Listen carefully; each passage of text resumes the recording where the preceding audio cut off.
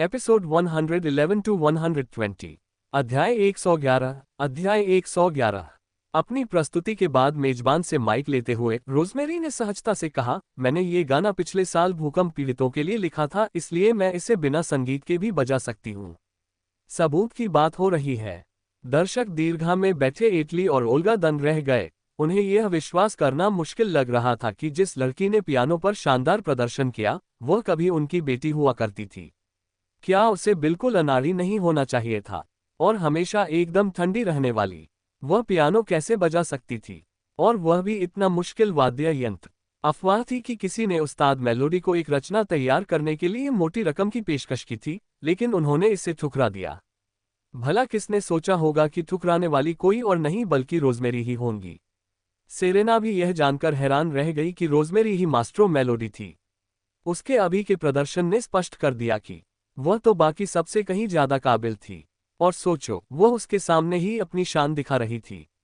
कितनी शर्मनाक बात थी। योलांडा पूरी तरह से हैरान थी, लेकिन अपनी हैरानी मानने से इनकार करते हुए बोली, असंभव। राष्ट्रपति जैस्मीन ने कहा था कि यह गाना तो पाठ्यपुस्तकों में पहले से ही है। मुझे शर्मिंदा करने के लिए तुमने चुपके से संगीत की शीट देख ली होगी और इसे कंठस्थ कर लिया होगा। वह इसे इतनी सहजता से बजा ही नहीं सकती थी। बेटी होने का दर्जा मिलने के बाद हैरिस परिवार की दौलत का फायदा उठाकर ही वह पियानो सीख पाई थी। इस पर गर्व करने लायक कुछ नहीं। रोजमेरी का प्रदर्शन सुनकर फ्रीडा सदमे में थी। उसने अभी अभी सबके सामने उस्ताद मेलोडी के संगीत का चरमोत्कर्ष प्रस्तुत किया था। अगर उस्ताद मेलोडी को लगा कि वह खराब बजा रही है तो क्या होगा? योलांडा को अभी भी इनकार करते देख जैस्मीन का खून खौल रहा था। तो अगर तुम इस बात पर अड़ी हो कि तुमने अकेले ही मिजरी की रचना की है, और चूंकि तुम इतना खूबसूरत क्लाइमैक्स रचने में सक्षम हो, तो क्या तुम हिम्मत कर सकती हो? क्या यहाँ मास्ट्रो मेलोडी के साथ आमना सामना होगा? आमना सामना। आपको और मास्ट्रो मेलोडी को 10-10 मिनट का समय मिलेगा इम्प्रोवाइज करने के लिए। अगर आप में वाकई प्रतिभा है और आपका इम्प्रोवाइजेशन मास्ट्रो मेलोडी से बेहतर है, तो हम आपकी प्रतिभा को पहचानेंगे। इतना कहकर जैस्मिन ने कहा। उसने उसे ठंडी निगाहों से घूरते हुए कहा, अब गेंद तुम्हारे पाले में है। एक तरफ से रोजमेरी ने कहा, हमें 10 मिनट की जरूरत नहीं है। वह पियानो पर बैठी और सहजता से एक धुन बजाने लगी। बिना किसी तैयारी या गहन विचार के भी उसका संगीत कानों को सुहावना लग रहा था। एक हल्की और आनंदमय धुन बजाने के बाद रोजमेरी फिर एक भव्य धुन बजने लगी जो स्पष्ट रूप से क्रोध को व्यक्त कर रही थी। इसके बाद एक उदास धुन आए और अंत में एक खुशनुमा धुन के साथ समाप्त हुई जिसने सभी का मनोबल बढ़ा दिया। उन्होंने अपने संगीत के माध्यम से आनंद, क्रोध, दुख और खुशी व्यक्त की। श्रोतागण तालियों की गड़गड़ाहट से गूंज उठे। उनकी तकनीक, उनकी तात्कालिक रचना करने की क्षमता, उनकी धुनों की शैली और स्तर, सबने साबित कर दिया कि वह मेलोडी थी। तालियों की गड़गड़ाहट इतनी तेज थी कि मानो कभी खत्म ही न हो। केनेथ और लुइसा भी बेतहाशा तालियां बजा रहे थे। उन्होंने कभी सोचा भी नहीं था कि उनकी छोटी बच्ची पियानो बजाने में इतनी माहिर होगी।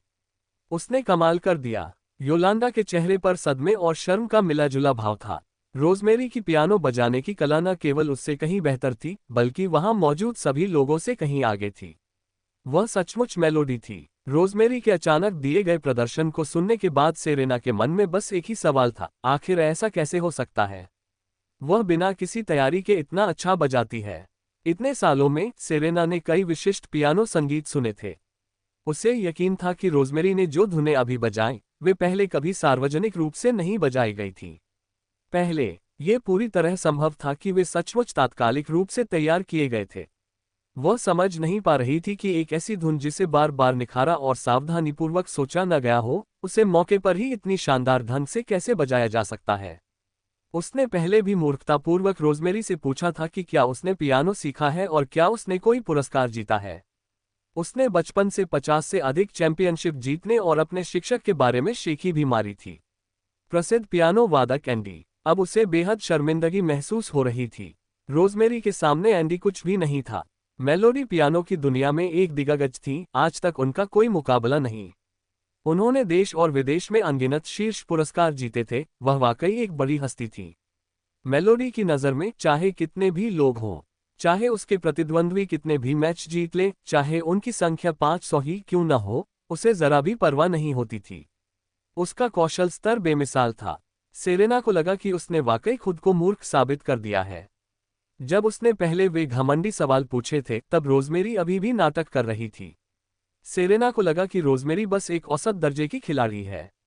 उसकी पिछली उपेक्षा और आत्म धार्मिकता अब उसके लिए थप्पड़ों की तरह हो गई थी, जो उसे बार बार लग रहे थे। सेरेना उस समय अपनी भावनाओं को व्यक्त नहीं कर पा रही थी।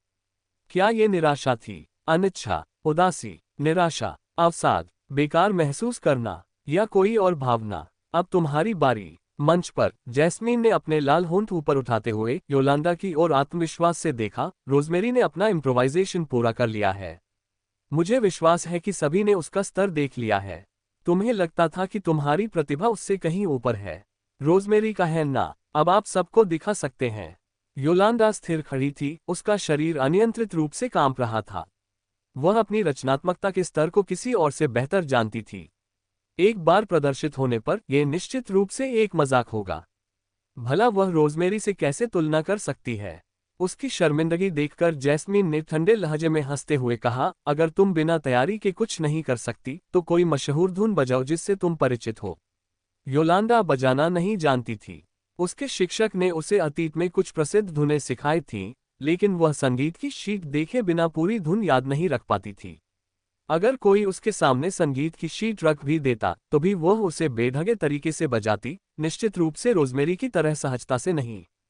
कौन जानता था कि पियानो बजाने की कला से उसका स्तर तुरंत पता चल जाएगा। तुम मशहूर धुनें भी नहीं बजा सकती। जैस्मिन को ये बात हास्यास्पद लगी। उसने जैस्मिन को जरूरत से ज्यादा आंका था। योलांडा ने अपने निचले होंठ को काटते हुए जोर देकर कहा, मैं अचानक से एकदम सुन्न हो गई थी। उसकी परेशान शक्ल देखकर जैस्मीन को यह बात बेहद मजेदार लगी। चूंकि तुम बिना तैयारी के बजाने में अच्छी नहीं हो और तुम्हें कोई मशहूर धुन याद नहीं है, तो फिर कुछ ऐसा बजाओ जिससे तुम परिचित हो। योलांडा अभी भी वहीं खड़ी थी। वह पिछले 1 महीने से दुख नामक रचना का अभ्यास कर रही थी और उसने किसी अन्य रचना का अभ्यास नहीं किया था। क्या तुम पियानो की दूसरी धुनें भी नहीं बजा सकते? यहां तक कि सबसे बुनियादी ट्विंकल ट्विंकल लिटिल स्टार भी नहीं? जैस्मिन ने कहा। दर्शकों में हंसी की लहर दौड़ गई। मैंने कभी सोचा भी नहीं था कि योलांडा पियानो नहीं बजा सकती। क्या वह सिर्फ दुख ही निभा सकती है?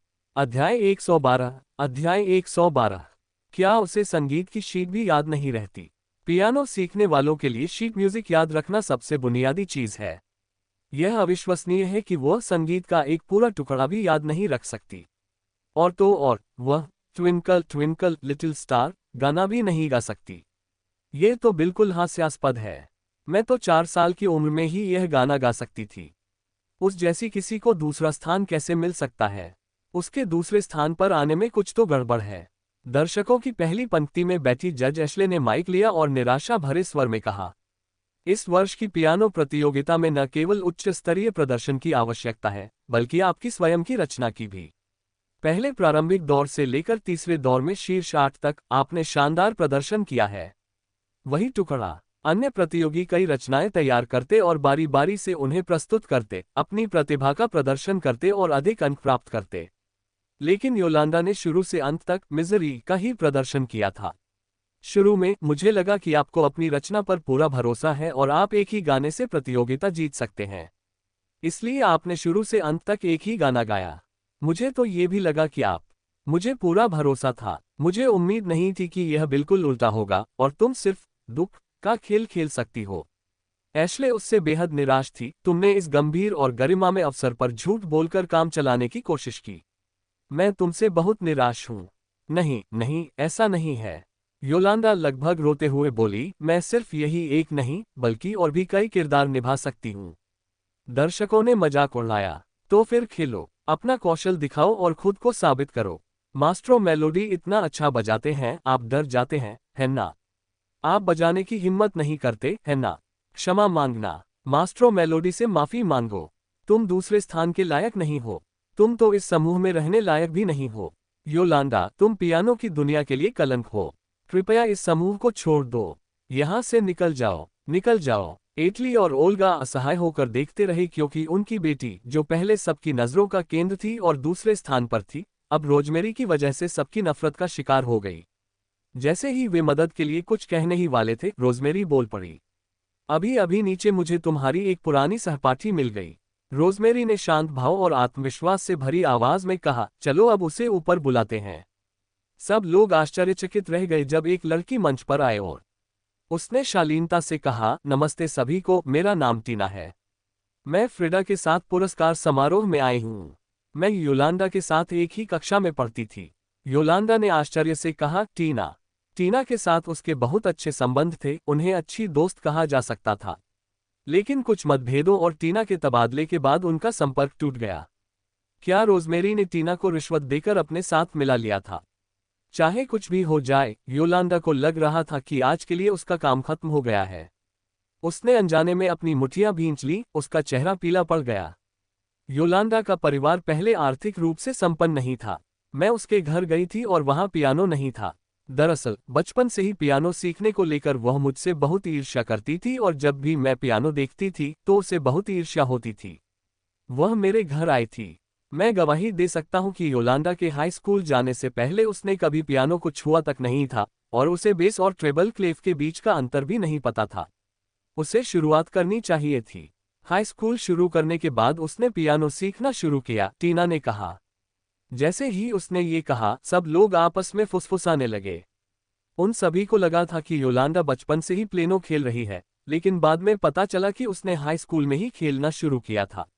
योलांडा ने धीमी आवाज में समझाने की कोशिश की, बाद में मेरे माता पिता ने मेरे लिए एक पियानो शिक्षक ढूंढ लिया। इससे पहले कि वह अपनी बात पूरी कर पाती, रोजमेरी ने शांत भाव से पूछा, क्या यह महिला वही पियानो शिक्षिका है जिनके बारे में आप बात कर रही हैं?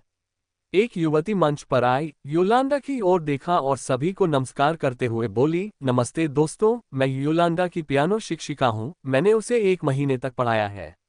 1 महीना? उसने सिर्फ 1 महीने के लिए पियानो सीखा। सभी लोग स्तब्ध रह गए। उसे पहले पियानो का कोई अनुभव नहीं था।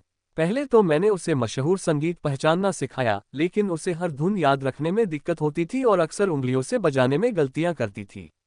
फिर अगले कुछ दिनों में उसे अचानक समझ आ गया। उसने एक धुन लिखी और मुझसे राय मांगी। मैंने इससे पहले कभी इतना सुंदर संगीत नहीं सुना था। पूरी रचना सुसंगत, अत्यंत भावपूर्ण और भव्य थी, मानो वह सब कुछ समाहित कर ले। उस समय मुझे संदेह हुआ कि वह किसी उस्ताद की रचना को प्रस्तुत कर रही है। यह उसका अपना काम था। क्योंकि उसने कुछ ही दिनों पहले पियानो सीखना शुरू किया था, इसलिए इतना अच्छा संगीत बनाना असंभव था। लेकिन मैंने इसे ऑनलाइन बहुत देर तक खोजा और मुझे कोई समान रचना नहीं मिली, इसलिए मैंने उस पर भरोसा किया और उसकी संगीत प्रतिभा की बहुत प्रशंसा की। मैंने उससे पूछा तो उसने कहा कि उसे अचानक प्रेरणा मिली और उसने इसे तात्कालिक रूप से बजाया। सच कहूं तो पियानो उद्योग में 1 दशक से अधिक समय बिताने के बाद भी मैं ऐसी मधुर धुन नहीं लिख सकती। इसलिए मुझे हीन भावना का अनुभव हुआ और मैंने नौकरी छोड़ दी। पियानो शिक्षिका को यह उम्मीद नहीं थी कि उनका अनुमान सही साबित होगा। ये रचना योलांडा की नहीं, बल्कि एक उस्ताद की कृति की सीधी नकल थी। इसमें कोई हैरानी की बात नहीं कि यह इतना अच्छा था। योलांडा 2 कदम पीछे हट गई। सामने आई सच्चाई ने उसे सदमे से चुप कर दिया। उसका शरीर लगातार कांप रहा था। उसे पता था कि पियानो बजाने का उसका करियर पूरी तरह खत्म हो चुका है। मंच के नीचे खड़े लोग गुस्से से आग बबूला थे। बेशर्म, तुम चोर हो। मुझे लगता है कि वह अपना बचाव करने में माहिर है। मुझे आश्चर्य है कि क्या वह फिर से गुरु पर झूठे आरोप लगाएगी। मालिक से माफी मांगो। आपको रचनाकार और मौलिकता को महत्व देने वालों से माफी मांगनी चाहिए। माफी मांगनी ही होगी। मालिक से माफी मांगो, वरना हम तुम्हें इस थिएटर से बाहर नहीं जाने देंगे। दर्शकों में से कई लोग अनायास ही खड़े हो गए और मंच पर मौजूद लड़की की कड़ी आलोचना करने लगे। पहली बार योलांडा ने बदनामी की कड़वाहट का स्वाद चखा। दर्शकों में बैठे जैकरी ने अचानक पाया कि जिस लड़की से वह बेहद प्यार करता था, वह अजीब, घमंडी और डरावनी हो गई थी। उसने गुरु की कृति को अपने हाथ में लिया, उसे अपनी कृति बताकर अड़ी रही और तब तक नहीं रुकी जब तक वह इतनी शर्मनाक स्थिति में नहीं पहुंच गई। ऐसा लगा जैसे वह उसे कभी जानता ही नहीं था। उसी क्षण श्रीमती पेंटर, जो जल्दी से वहां पहुंची थी, ने ये दृश्य देखा। उनका चेहरा आश्चर्य और क्रोध से भरा हुआ था। ये लड़की तो बिल्कुल निराशाजनक थी। शुक्र है कि वह पेंटर परिवार की सदस्य नहीं थी, वरना आज शर्मिंदगी उन्हीं को उठानी पड़ती। आखिरकार आप आ ही गईं। दर्शकों में बैठी श्रीमती ब्राइट ने श्रीमती पेंटर को देखा और व्यंग्यपूर्वक टिप्पणी किए बिना नहीं रह सकी, ये सही है कि आप उन्हें अपने परिवार का हिस्सा नहीं मानती। उन्होंने गुरु की रचना चुराई और फिर भी वो इसे स्वीकार नहीं करेगा। बहुत शर्मनाक है। माँ, आप यहाँ कैसे आईं? ज़ैकरी ने देखा कि उसकी माँ आ गई है। अध्याय 113। चलो यहाँ से चलते हैं, बेटा, श्रीमती पेंटर ने ज़ैकरी का हाथ खींचते हुए कहा। देखो, ये लड़की तुम्हारे प्यार के लायक नहीं है। अगर तुमने उससे शादी की तो तुम जिंदगी भर हंसी का पात्र बनोगे। वह लड़की इतनी कम उम्र की, लेकिन वह तो मिस्ट्रो मेलोडी है। श्रीमती ब्राइट ने आह भरी। तुम किसके बारे में बात कर रही हो? श्रीमती पेंटर ने उसकी निगाहों का पीछा करते हुए पूछा। मंच के बीचों बीच खड़ी, एकदम ठंडी लेकिन सबसे खूबसूरत श्रीमती ब्राइट ने इशारा करते हुए कहा, ये तो मास्ट्रो मेलोडी है। शर्त लगाओ, तुमने इसकी कल्पना भी नहीं की होगी। श्रीमती पेंटर मंच पर रोजमेरी के ठंडे चेहरे को देखकर थोड़ी हैरान रह गई। तो क्या वह मास्ट्रो मेलोडी थी? इससे पेंटर परिवार के लिए बड़ी मुसीबत खड़ी हो सकती है। मुझे आश्चर्य होता है कि उससे शादी करने वाला भाग्यशाली व्यक्ति कौन होगा। सुना है कुछ मनोरंजन कंपनियों ने उससे पियानो बजाने का प्रस्ताव रखा था और मोटी रकम की पेशकश की थी, लेकिन उसे इसमें कोई दिलचस्पी नहीं थी। उसने कहा कि उसे इसकी जरूरत नहीं है। पैसा। श्रीमती ब्राइट के शब्दों ने श्रीमती पेंटर को स्तब्ध और अचंभित कर दिया। पहले वह सोचती थी कि रोजमेरी सिर्फ दिखावा करती है और उसमें कोई सार नहीं है। वह हमेशा एक ठंडा और कठोर व्यवहार करती है। पता चला कि वह वाकई में प्रतिभाशाली थी। उसकी अलगाव और अहंकार की भावना उसकी प्रतिभा से उपजी थी। वह बहुत सती थी, उसे मोती और मछली की आंख में फर्क नहीं पता था। ज़ैकरी ने मंच पर रोजमेरी पर एक नजर डाली। वह इतनी खूबसूरत थी, मानो भीड़ में सबसे चमकीला तारा हो। और योलांडा उसकी तुलना में बिल्कुल साधारण लग रही थी। एक आम लड़की, कुछ खास नहीं। वह तो उसे जानता भी नहीं था। वह उसे पहले क्यों पसंद करता था? ज़ैकरी खड़ा हुआ और अपनी माँ के साथ चला गया। मंच पर खड़ी योलांडा ने यह देखा और सहज रूप से उन्हें रोकना चाहा, लेकिन भीड़ उनसे माफी मांगने की मांग कर रही थी। एटली और ओल्गा का भी मजाक उड़ाया जा रहा था और उन्हें अपमानित किया जा रहा था। बेहद अपमानित महसूस करते हुए वे बस वहां से निकलना चाहते थे। आपने व्यक्तिगत लाभ के लिए लेखक की रचना की नकल करके उनके अधिकारों का उल्लंघन किया है। आपको इसके लिए उत्तरदायी ठहराया जाना चाहिए। रोजमेरी ने ठंडी आवाज में कहा, आपको जल्द ही एक वकील से संपर्क किया जाएगा। योलांडा ने अपना मुंह खोला। वह अवाक और पूरी तरह से पराजित महसूस कर रही थी। और लोग अब भी माफी की मांग कर रहे थे। अपने माता पिता को घिरे हुए देखकर योलांडा की आंखों में आंसू आ गए। उसने रोजमेरी के सामने झुककर गहरी संवेदना व्यक्त की और कहा, मैं माफी मांगती हूँ। मुझसे गलती हो गई। इतना कहकर वह भीड़ के बीच से रास्ता बनाते हुए मंच से भाग गई। वह वहां और ज्यादा देर तक नहीं रुक सकती थी। उसे भागते देख एटली और ओल्गा भी तुरंत उसके पीछे चले गए।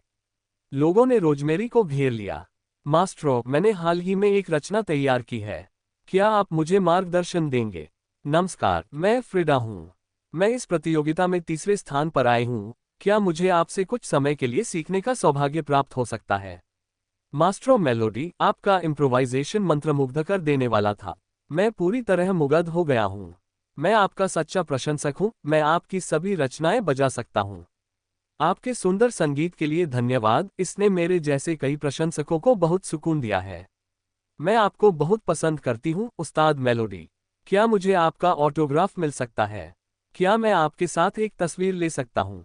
प्रशंसक रोजमेरी के चारों ओर जमा हो रहे थे, सतर्क लेकिन आशावान और चिंतित, उस्ताद मेलोडी की नज़र उन पर पड़ने की उम्मीद में। दूर से अपने माता पिता को देखकर रोजमेरी ने धीरे से कहा, मुझे कुछ काम निपटाने हैं। कृपया ऐसा दिखावा करें कि आपने मुझे आज नहीं देखा। कोई बात नहीं। अगर उस्ताद ने ऐसा कहा है तो हम किसी को नहीं बताएंगे।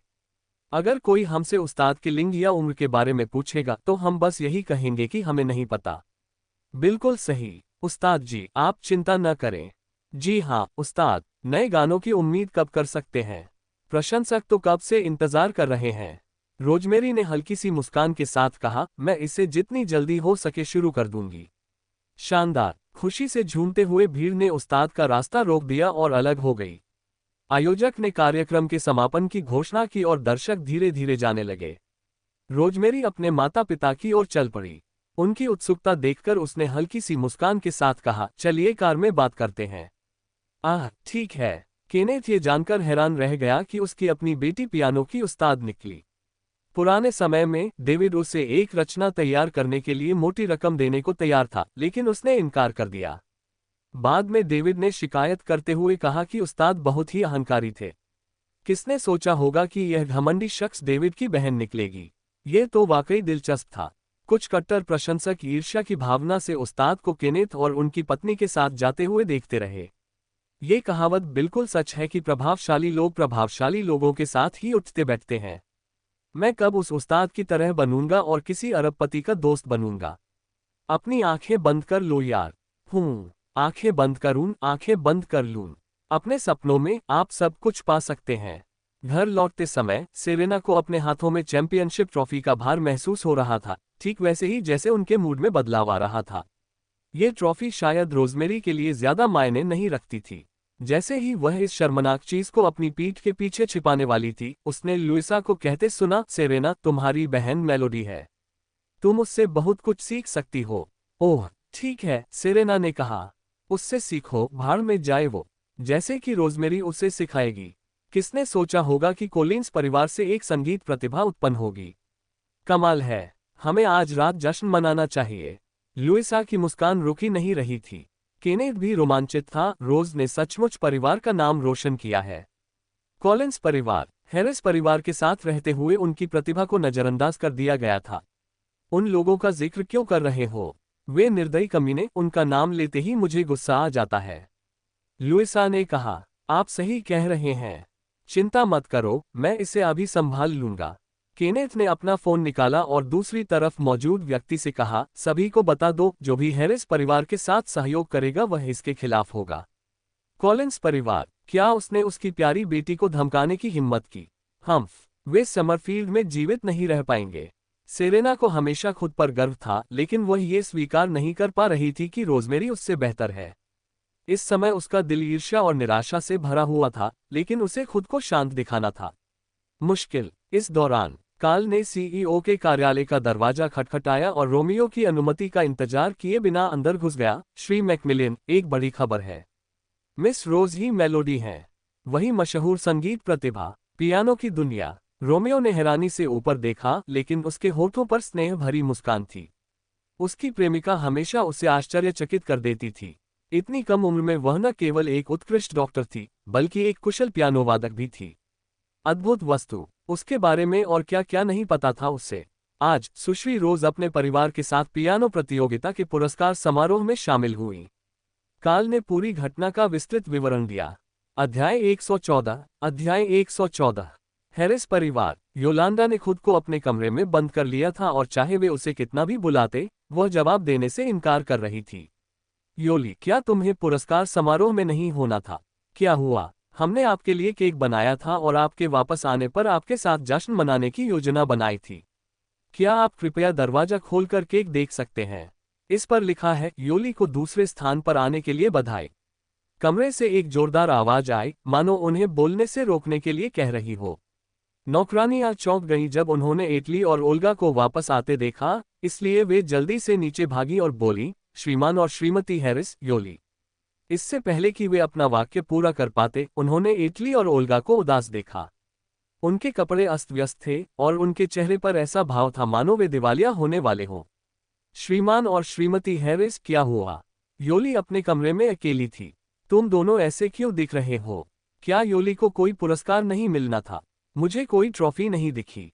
श्रीमती हैरिस, क्या आप ठीक हैं? ओल्गा को लगभग बेहोश होते देख नौकरानियां जल्दी से उसकी मदद के लिए दौड़ पड़ी।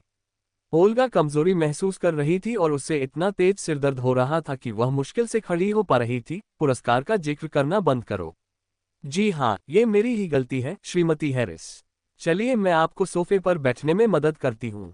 नौकरानी ने जल्दी से ओल्गा को सोफे पर बिठाया और 2 गिलास पानी डाला। श्रीमान हैरिस, आप भी एक घूंट पी लीजिए। एटली को इससे पहले कभी इतनी शर्मिंदगी नहीं हुई थी। उसे समझ नहीं आ रहा था कि योली को किसी और के काम की नकल करने की क्या जरूरत थी, और वह व्यक्ति रोजमेरी थी। अब वे सबकी हंसी का पात्र बन गए थे। रोजमेरी, वह ओल्गा अब गाली भी नहीं दे पा रही थी। नौकरानियों को लगा कि उनका रोजमेरी के साथ एक और झगड़ा हो गया है, इसलिए उन्होंने उसे दोषी ठहराना शुरू कर दिया। तो उस मनहूस लड़की ने ही मिस्टर और मिसेज हैरिस को फिर से परेशान कर दिया। मुझे तो तभी कुछ गड़बड़ लग गई थी जब योली रोते हुए वापस आई थी और पता चला कि यह सब उसी लड़की की गलती थी। उसे सोचना चाहिए कि अगर मिस्टर और मिसेज हैरिस न होते तो क्या वह आज जीवित भी होती। वह कितनी कृतघ्न है। कौवे भी अपने माता पिता को खाना खिलाते हैं, वह तो कौवे से भी बदतर है। बस करो, एटली ने झुंझलाते हुए कहा। अगर योली ने पहले ही किसी और का काम न चुराया होता तो क्या वह उसे मंच पर शर्मिंदा करती। समस्या यह है कि योली ने हमें पहले से नहीं बताया। अगर उसने ऐसा किया होता तो वे आज पुरस्कार समारोह में उपस्थित नहीं होते और निश्चित रूप से वे इतने बड़े मजाक का पात्र नहीं बनते। नौकरानियां स्तब्ध रह गईं। योली ने रोजमेरी का काम चुरा लिया और पकड़ी भी गई, जो बहुत शर्मनाक था। ये बहुत अजीब था, इसीलिए तो उनका इस हालत में वापस आना स्वाभाविक था। इसी समय ओल्गा के फोन की घंटी बजी। कॉलर आईडी पर फियोना का नाम देखकर वह घबरा गई, लेकिन फिर भी उसने जबरदस्ती मुस्कुराते हुए कहा, हेलो फियोना। श्रीमती हैरिस, पुरस्कार समारोह आज सुबह 11 बजे समाप्त हुआ और 11:01 पर हमने अपने आधिकारिक ट्विटर पर घोषणा की कि योलांडा हमारी प्रवक्ता हैं। लेकिन कुछ ही समय बाद किसी ने मुझे बताया कि योलांडा की प्रविष्टि ने मिस्ट्रो मेलोडी के काम की नकल की और उसका पर्दाफाश भी मौके पर ही हो गया। फियोना ने कहा। ओल्गा जानती थी कि उसने इसी मुद्दे पर फोन किया था और उसने जल्दी से जवाब दिया, फियोना कृपया मुझे समझाने दीजिए। फियोना ने उसकी बात काटते हुए कहा, खबर ब्लॉक होने की वजह से मुझे इसके बारे में जानने वाले किसी व्यक्ति से सुनने के लिए आधे घंटे तक इंतजार करना पड़ा। अब कई लोग मेरे पियानो ब्रांड का बहिष्कार कर रहे हैं। हताशा में आकर हमें ये करना पड़ा। ट्वीट डिलीट करो। बात यहाँ तक पहुँच गई है, लेकिन आप लोगों ने एक शब्द भी नहीं कहा, यहाँ तक कि कोई स्पष्टीकरण भी नहीं दिया। ओल्गा को ऐसा लगा जैसे किसी ने उसके चेहरे पर थप्पड़ मारा हो। फियोना, कृपया मुझे बोलने दो। श्रीमती हैरिस। फियोना बिशप का सब्र टूट चुका था। हमने स्पष्ट रूप से एक अनुबंध पर हस्ताक्षर किए थे जिसमें लिखा था कि अनुबंध अवधि के दौरान कोई भी नकारात्मक प्रचार नहीं होना चाहिए, अन्यथा आपको जुर्माने का 10 गुना भुगतान करना होगा। अनुबंध के अनुसार आपको 10 दिनों के भीतर 5 मिलियन का भुगतान करना होगा, अन्यथा हमें इसे अदालत में निपटाना होगा। फियोना। ओल्गा ने कुछ और कहने की कोशिश की, लेकिन दूसरी तरफ से फोन कट चुका था। जब मैंने दोबारा कॉल करने की कोशिश की, लेकिन कॉल ब्लॉक हो गई। ओल्गा हताश थी। 5 मिलियन, भला वो 5 मिलियन कहां से लाएगी? हालांकि एटली ट्रैंक्विल सिटी का सबसे धनी व्यक्ति था, जिसकी निजी संपत्ति 100 मिलियन से अधिक थी। इसका अधिकांश हिस्सा मकान, दुकानें, शेयर, कारें आदि जैसी अचल संपत्तियों में लगा हुआ था। पहले ओल्बारा इन्वेस्टमेंट जैसी बड़ी कंपनियों द्वारा अचानक सहयोग बंद कर देने के कारण उनकी नकदी की स्थिति खराब हो गई थी। व्यापारिक घाटे के साथ साथ उन्होंने पहले ही कई दुकानें और मकान बेच दिए थे। अब उन्हें 5 मिलियन का मुआवजा देना था। शायद उन्हें शेयर बेचने पड़े, लेकिन एक बार शेयर बिक जाने के बाद वे अल्पसंख्यक शेयरधारक बन जाएंगे और निर्णय लेने की शक्ति ग्रेस और अन्य शेयरधारकों के हाथों में चली जाएगी। नहीं, ये बिल्कुल अस्वीकार्य था। वे शेयर बेच नहीं सकते थे। आप लोग जा सकते हैं। ओल्गा ने नौकरानी को जाने का आदेश दिया और फिर धीमी और हताश आवाज में एटली से पूछा, हमें क्या करना चाहिए? योली ने अनुबंध का उल्लंघन किया है। हमें 5 मिलियन का मुआवजा देना होगा और हमारे पास केवल 10 दिन हैं। जैसे ही एटली कुछ कहने ही वाला था, उसका फोन वाइब्रेट होने लगा। एक अज्ञात नंबर से इनकमिंग कॉल आई थी। हेलो, एटली ने कहा। क्या ये एटली है? मैं मेलोडी का वकील हूँ। कॉलर ने कुछ कहा और एटली बहुत हैरान लग रहे थे। 6 मिलियन का मुआवजा? हाँ, योलांडा ने मेलोडी के काम की नकल की और बिना अनुमति के प्रतियोगिता में भाग लिया। यह एक गंभीर उल्लंघन है और उसे कानूनी परिणाम भुगतने होंगे, वकील ने कहा। इसके अनुसार, संबंधित कानूनों के अनुसार आपको उल्लंघन रोकना होगा, इसके प्रभाव को कम करना होगा, सार्वजनिक माफी मांगनी होगी और फिर मेलोडी के नुकसान की भरपाई करनी होगी। मेलोडी की प्रतिष्ठा को देखते हुए $6 मिलियन का मुआवजा उचित है। पहले से ही बहुत उदारता दिखाई है। अगर हमें 3 दिनों के भीतर पैसा नहीं मिला तो हम योलांडा पर मुकदमा करेंगे और इसे अपने आधिकारिक खाते पर सार्वजनिक करेंगे। कृपया ऐसा मत करो, एटली ने जल्दबाजी में विनती की। हम आपस में बात करके मामला सुलझा सकते हैं।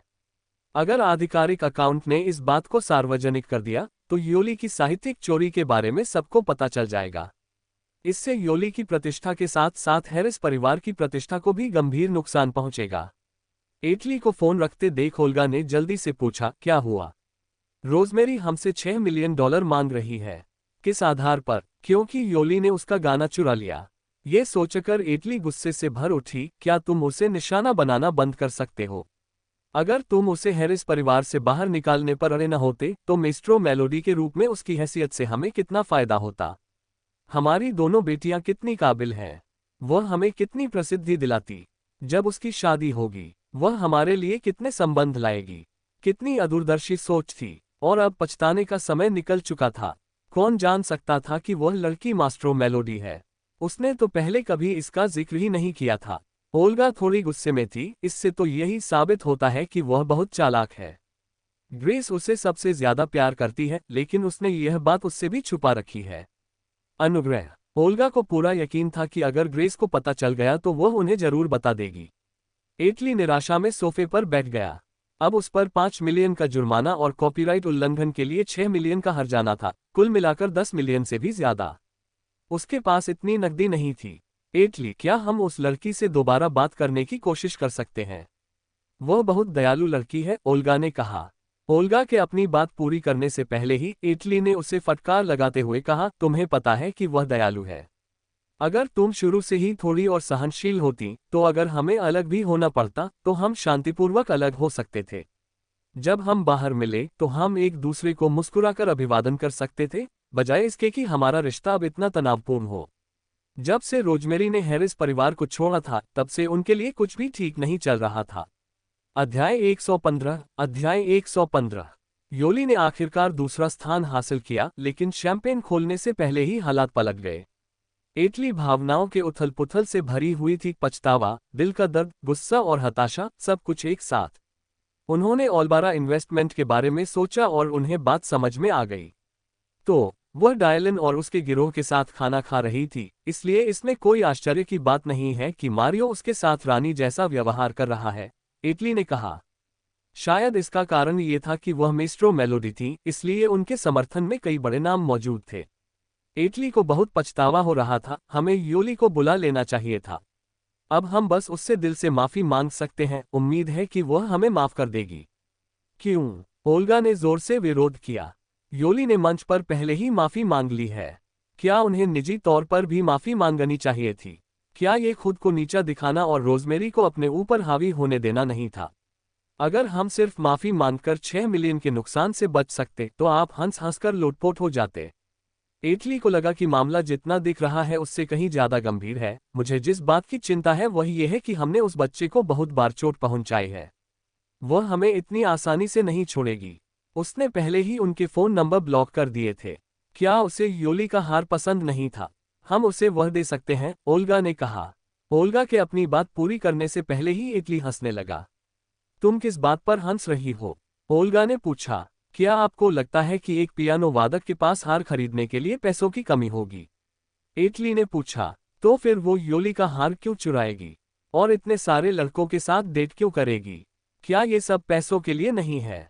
ओल्गा ने कहा। एटली ने सोचा और कहा, योली ने जो कहा वह शायद सच न हो। वह शायद इन सभी लड़कों के साथ डेटिंग इसलिए कर रही है क्योंकि वह पियानो की उस्ताद है और समान विचारधारा वाले लोगों से जुड़ना चाहती है। आखिरकार ये हाई प्रोफाइल लोग एक साथ इकट्ठा होना पसंद करते थे।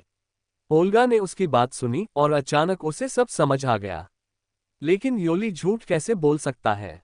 एटली जरूर कुछ ज्यादा ही सोच रहा होगा। तभी एटली का फोन फिर से बजा। कंपनी से बेन का फोन था। मिस्टर हैरिस, हम तो गए काम से। कोलिंस परिवार ने घोषणा कर दी है कि वे किसी भी कंपनी को हैरिस परिवार के साथ सहयोग करने की अनुमति नहीं देंगे और जो कोई भी हमारी मदद करने की हिम्मत करेगा उसे उन्हें चुनौती देनी होगी। बेन ने कहा। अब कुछ और कंपनियों ने हमारे साथ अपने अनुबंध समाप्त कर दिए हैं। अगर यही सिलसिला जारी रहा तो हमारी कंपनी दिवालिया हो जाएगी। एटली स्तब्ध और पूरी तरह से भ्रमित था। हमने कोलिंस परिवार को नाराज नहीं किया है। क्या उन्होंने इसका कारण बताया? नहीं, बेन ने कहा। तो जाकर पता लगाओ। एटली इधर उधर बेतहाशा भाग रहा था। आज पुरस्कार समारोह में कोलिंस परिवार के साथ कोई विवाद नहीं हुआ।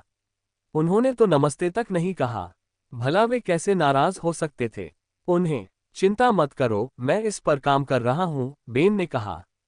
फोन रखने के बाद एटली को यह महसूस होने लगा कि उसका सब कुछ खत्म हो गया है। उन्हें समझ नहीं आ रहा था कि कोलिंस परिवार ऐसा बयान क्यों देगा। क्या ये रोजमेरी की वजह से था? क्या कोलिंस परिवार के मन में मिस्ट्रो मेलोडी के लिए एक खास लगाव था और जब उन्होंने देखा कि उनके साथ अन्याय हो रहा है तो उन्होंने हस्तक्षेप करने का फैसला किया? अगर ऐसा था तो उन्होंने दो बड़े लोगों को नाराज कर दिया था। झील के किनारे स्थित आलीशान विला।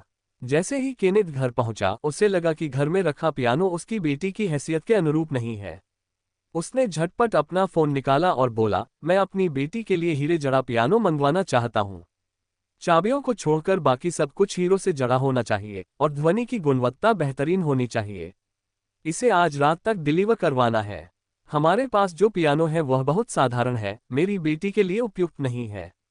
लुइसा ने खिलखिलाती मुस्कान के साथ कहा, जाओ कुछ बढ़िया क्वालिटी का मांस और सब्जियां खरीद लो। आज रात हम रोजमेरी के लिए जश्न मना रहे हैं। उसके बगल में बैठी एडिथ ने आदरपूर्वक और उत्सुकता से पूछा, हम क्या मना रहे हैं महोदया? क्या कोई अच्छी खबर है? रोज विश्व प्रसिद्ध पियानो वादक हैं। हमें अभिभावकों को इसके बारे में आज ही पता चला है, लुइसा ने कहा। इससे पहले कि लुइसा अपनी बात पूरी कर पाती, नौकरानियां आश्चर्यचकित और प्रसन्न हो उठी। वह कमाल की है, इतनी कम उम्र में ही इतनी प्रतिभाशाली। क्या इसका मतलब ये था कि पियानो की दुनिया में उसका दर्जा सेरेना से भी ऊंचा था? सेरेना के चेहरे के भाव अच्छे नहीं लग रहे थे। रोजमेरी बहुत ही विनम्र है। लुइसा ने प्यार से रोजमेरी की तरफ देखा, क्या तुम थक गई हो? ऊपर जाओ और पहले आराम करो, खाना तैयार होते ही मैं तुम्हें बुला लूंगी। ठीक है, रोजमेरी ने कहा। रोजमेरी के ऊपर जाने के बाद उसे जैक का फोन आया। क्या आप विला कास्काडा आ सकते हैं? A33 परियोजना फिर से विफल हो गई है, जैक ने कहा। विला कास्काडा समरफील्ड के बाहरी इलाके में दक्षिणी पहाड़ी की चोटी पर स्थित रोजमेरी का आलीशान विला था। इसे उनका मुख्य ठिकाना माना जा सकता है, जहां से सुंदर दृश्य दिखाई देता था और कई बड़ी प्रयोगशालाएं थीं। प्रयोगशालाओं में देश विदेश से मंगाए गए अत्याधुनिक उपकरण और यंत्र मौजूद थे। रोजमेरी के कई पूर्व चिकित्सा प्रयोग यहीं पूरे किए गए थे। A33 अल्जाइमर रोग पर एक शोध परियोजना का संक्षिप्त रूप था। ये रोग वर्तमान में लाइलाज था और दवाओं से केवल अस्थायी रूप से ही राहत मिल सकती थी। ऐसी दवा विकसित करना मुश्किल था जो अल्जाइमर रोग के इलाज में सहायक हो। अल्जाइमर रोग को पूरी तरह से ठीक करना अकल्पनीय था। बॉस, ये प्रोजेक्ट बहुत खर्चीला है। क्या हमें कोई दूसरा प्रोजेक्ट शुरू करना चाहिए? सिर्फ पैसा लगाते रहना कोई समाधान नहीं है, जैक ने कहा। मैं थोड़ी देर में आती हूँ, रोजमेरी ने शांत भाव से कहा। बहुत बढ़िया। क्या आप आने पर हॉटीज और टाइम डिफाइंड पोर्शन बना सकते हैं? ब्लैक मार्केट में बहुत से लोग इन्हें ऊंची कीमत पर खरीदने को तैयार हैं, जैक ने कहा। ठीक है, रोजमेरी ने कहा। फोन रखने के बाद रोजमेरी ने केली द्वारा दी गई दवा ली। उसने लुइसा को बताया और फिर चली गई। विला कास्काडा एक घने जंगल में स्थित था, भव्य और विशाल। द्वार पर तैनात सुरक्षा गार्ड रोजमेरी को देखकर उत्साहित और आदरपूर्ण भाव से बोले, आखिरकार आप ही गईं। जब रोजमेरी मुख्य हॉल में दाखिल हुई तो जैक पहले से ही वहां इंतजार कर रहा था। बहुत दिनों बाद मिले, तुम अब भी उतनी ही शानदार हो। रोजमेरी का व्यक्तित्व बर्फ की तरह ठंडा था और उसका व्यवहार एक नेता जैसा था, और तुम और भी साहसी हो गए हो। जैक ने डर से अपनी गर्दन सिकोड़ ली और कहा, बिल्कुल नहीं। जब रोजमेरी लैब 1 में दाखिल हुई तो कुछ PhD धारकों और विशेषज्ञों ने उसका अभिवादन किया। उसने बस सिर हिलाया, अपना लैब कोट पहना और अपने लंबे पैरों से चलते हुए बोली, हम इस परियोजना के किस चरण में हैं? हम जेड लीफ निकालने के लिए संघर्ष कर रहे हैं। डॉक्टरों में से एक ने आह भरी, इसमें कुछ ऐसा है जो याददाश्त बढ़ाता है, लेकिन निकालने की प्रक्रिया बहुत नाजुक है। अगर हम सावधानी नहीं बरतेंगे तो हम इसे नष्ट कर सकते हैं। हम 2 सप्ताह से अधिक समय से कोशिश कर रहे हैं लेकिन सफलता नहीं मिली है। एक अन्य व्यक्ति ने कहा, हमने अन्य दवाओं को निकालने में कामयाबी हासिल कर ली है, लेकिन मस्तिष्क में एसिटाइलकोलिन के स्तर को अधिकतम बढ़ाने के लिए उन्हें एक साथ संश्लेषित करने की आवश्यकता है। लेकिन हम संश्लेषण को सही ढंग से नहीं कर पा रहे हैं। रोजमेरी ने उनके असफल प्रयासों का नवीनतम डेटा निकाला, कुछ देर सोचा और फिर कहा, चलो एक बार कोशिश करके देखते हैं। PhD धारक और विशेषज्ञ उसके चारों ओर जमा हो गए और देख रहे थे कि रोजमेरी गर्म करने के बाद जेड लीफ को निकालने की कोशिश कर रही थी। कुछ ही देर में रोजमेरी का फोन बजने लगा। वह व्यस्त थी और उसके पास कॉल उठाने का समय नहीं था, लेकिन दूसरी तरफ से लगातार कॉल आ रही थी।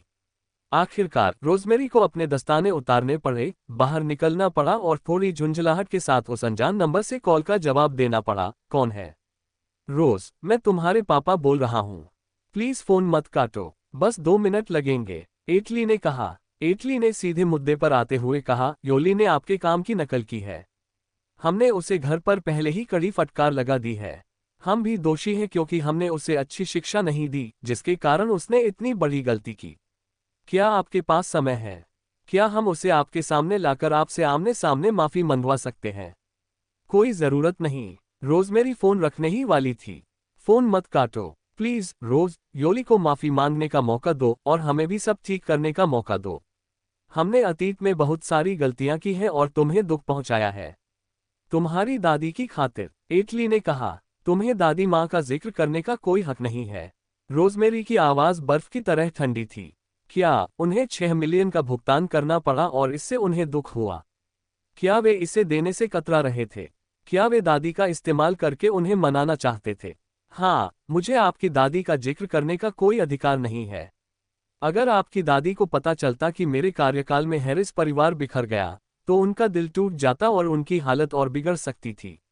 एटली ने कहा। एटली पश्चाताप और दुख से भरा हुआ प्रतीत हो रहा था। ये सब हमारी गलती है। आपको हमसे नफरत करने का पूरा अधिकार है।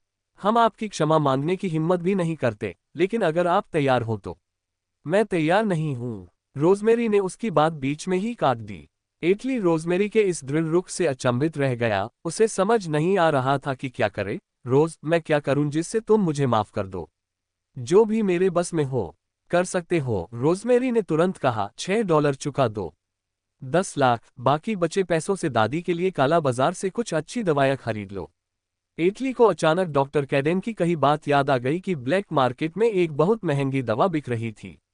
एक गोली की कीमत 10 लाख थी, महीने में 2 गोलियां लेनी पड़ती थीं और 3 महीने बाद उसे एक ऑपरेशन। अस्पताल में अनिश्चित समय तक जीने से यह कहीं बेहतर होगा। हालांकि इटली इस विचार पर अमल नहीं करना चाहता था। उसकी इच्छा थी कि वह बुजुर्ग महिला अपने 30 मिलियन मूल्य के सभी शेयरों के साथ अस्पताल में ही रहे।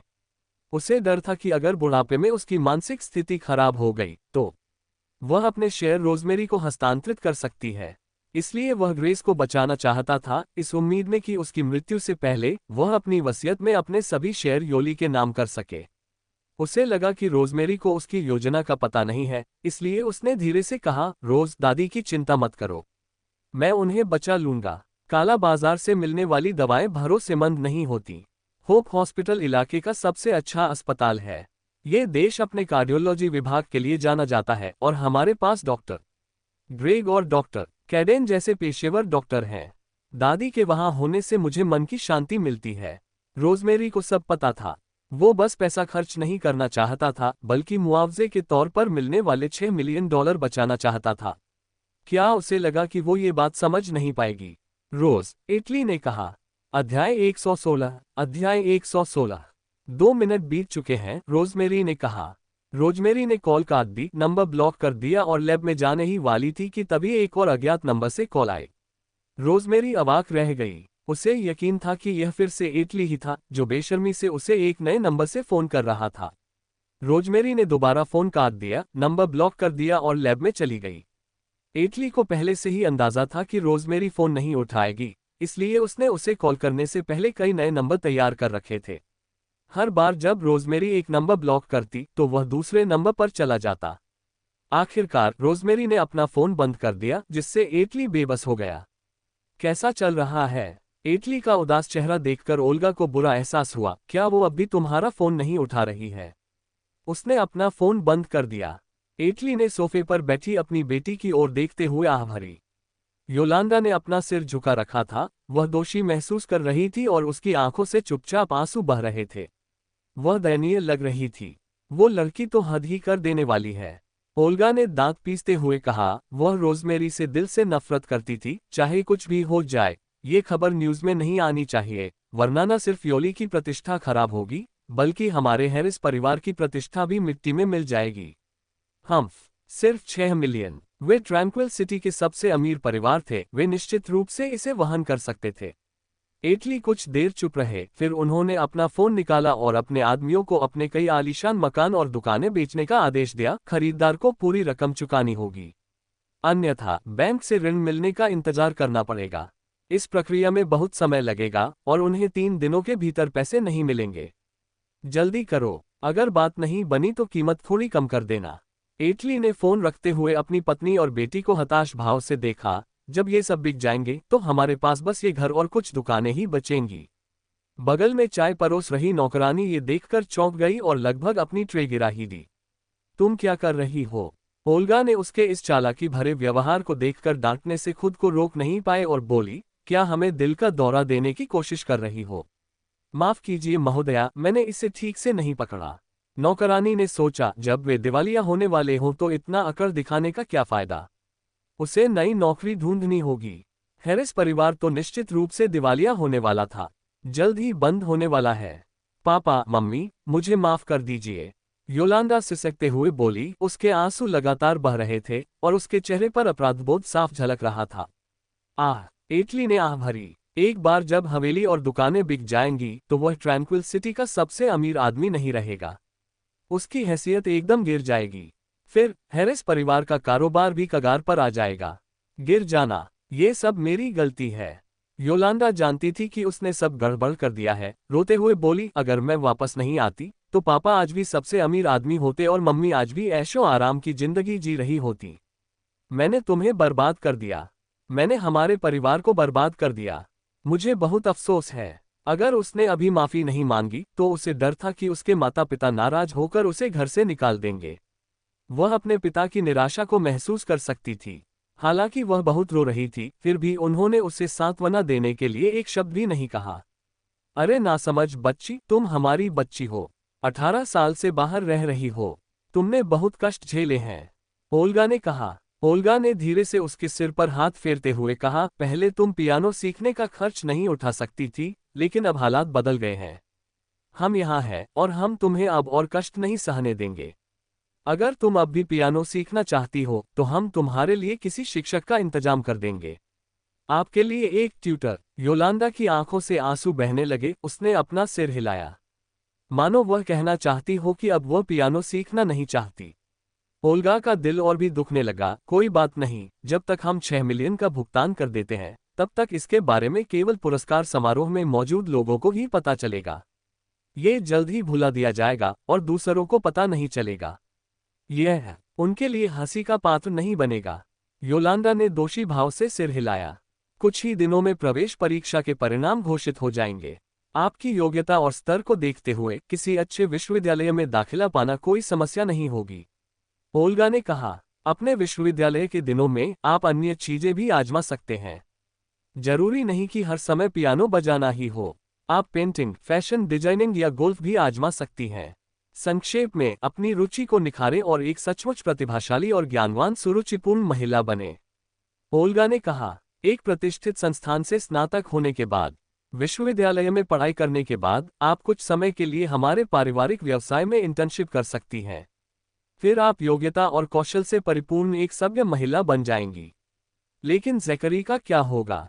ये बात मनवाना थोड़ा मुश्किल था। ओल्गा समझ गई थी कि ज़ैकरी आज योली से निराश था और श्रीमती पेंटर उसे अपने साथ ले गईं। ओल्गा ने कहा, हैरिस और पेंटर परिवार के बीच शादी फिलहाल स्थगित हो सकती है। योलांडा को ये बात अच्छी तरह से पता थी कि ज़ैकरी उससे निराश था। आज की घटना ने उसे शर्मिंदा कर दिया था। उसने अपने होंठ दबा लिए। नहीं, उसे हर हाल में उसे वापस पाने का रास्ता ढूंढना ही था, चाहे कुछ भी कीमत चुकानी पड़े। प्रयोगशाला में रोजमेरी ने सफलतापूर्वक ज़ेड लीफ को निकाल लिया, जिससे आसपास के विशेषज्ञों और डॉक्टरों के बीच हलचल मच गई, जिन्होंने उसकी प्रशंसा की। ये तो वाकई बहुत प्रभावशाली है। हम 10 दिनों से अधिक समय से कड़ी मेहनत कर रहे थे और तुमने इसे एक ही दोपहर में सुलझा दिया।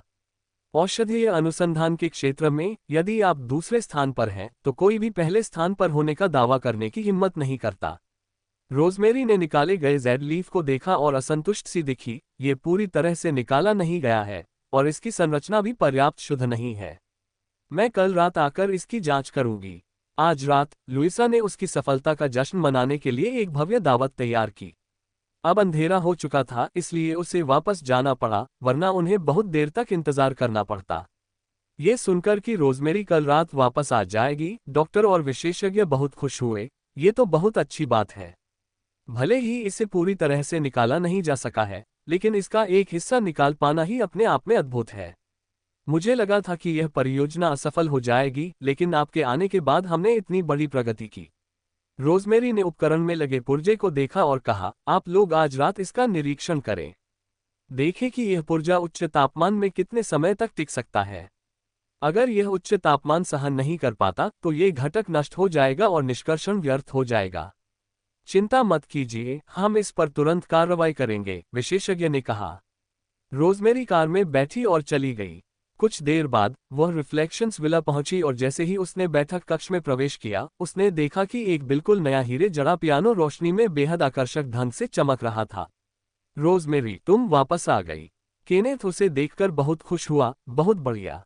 तुम इस पियानो को चलाकर देख सकती हो, कैसा लगता है?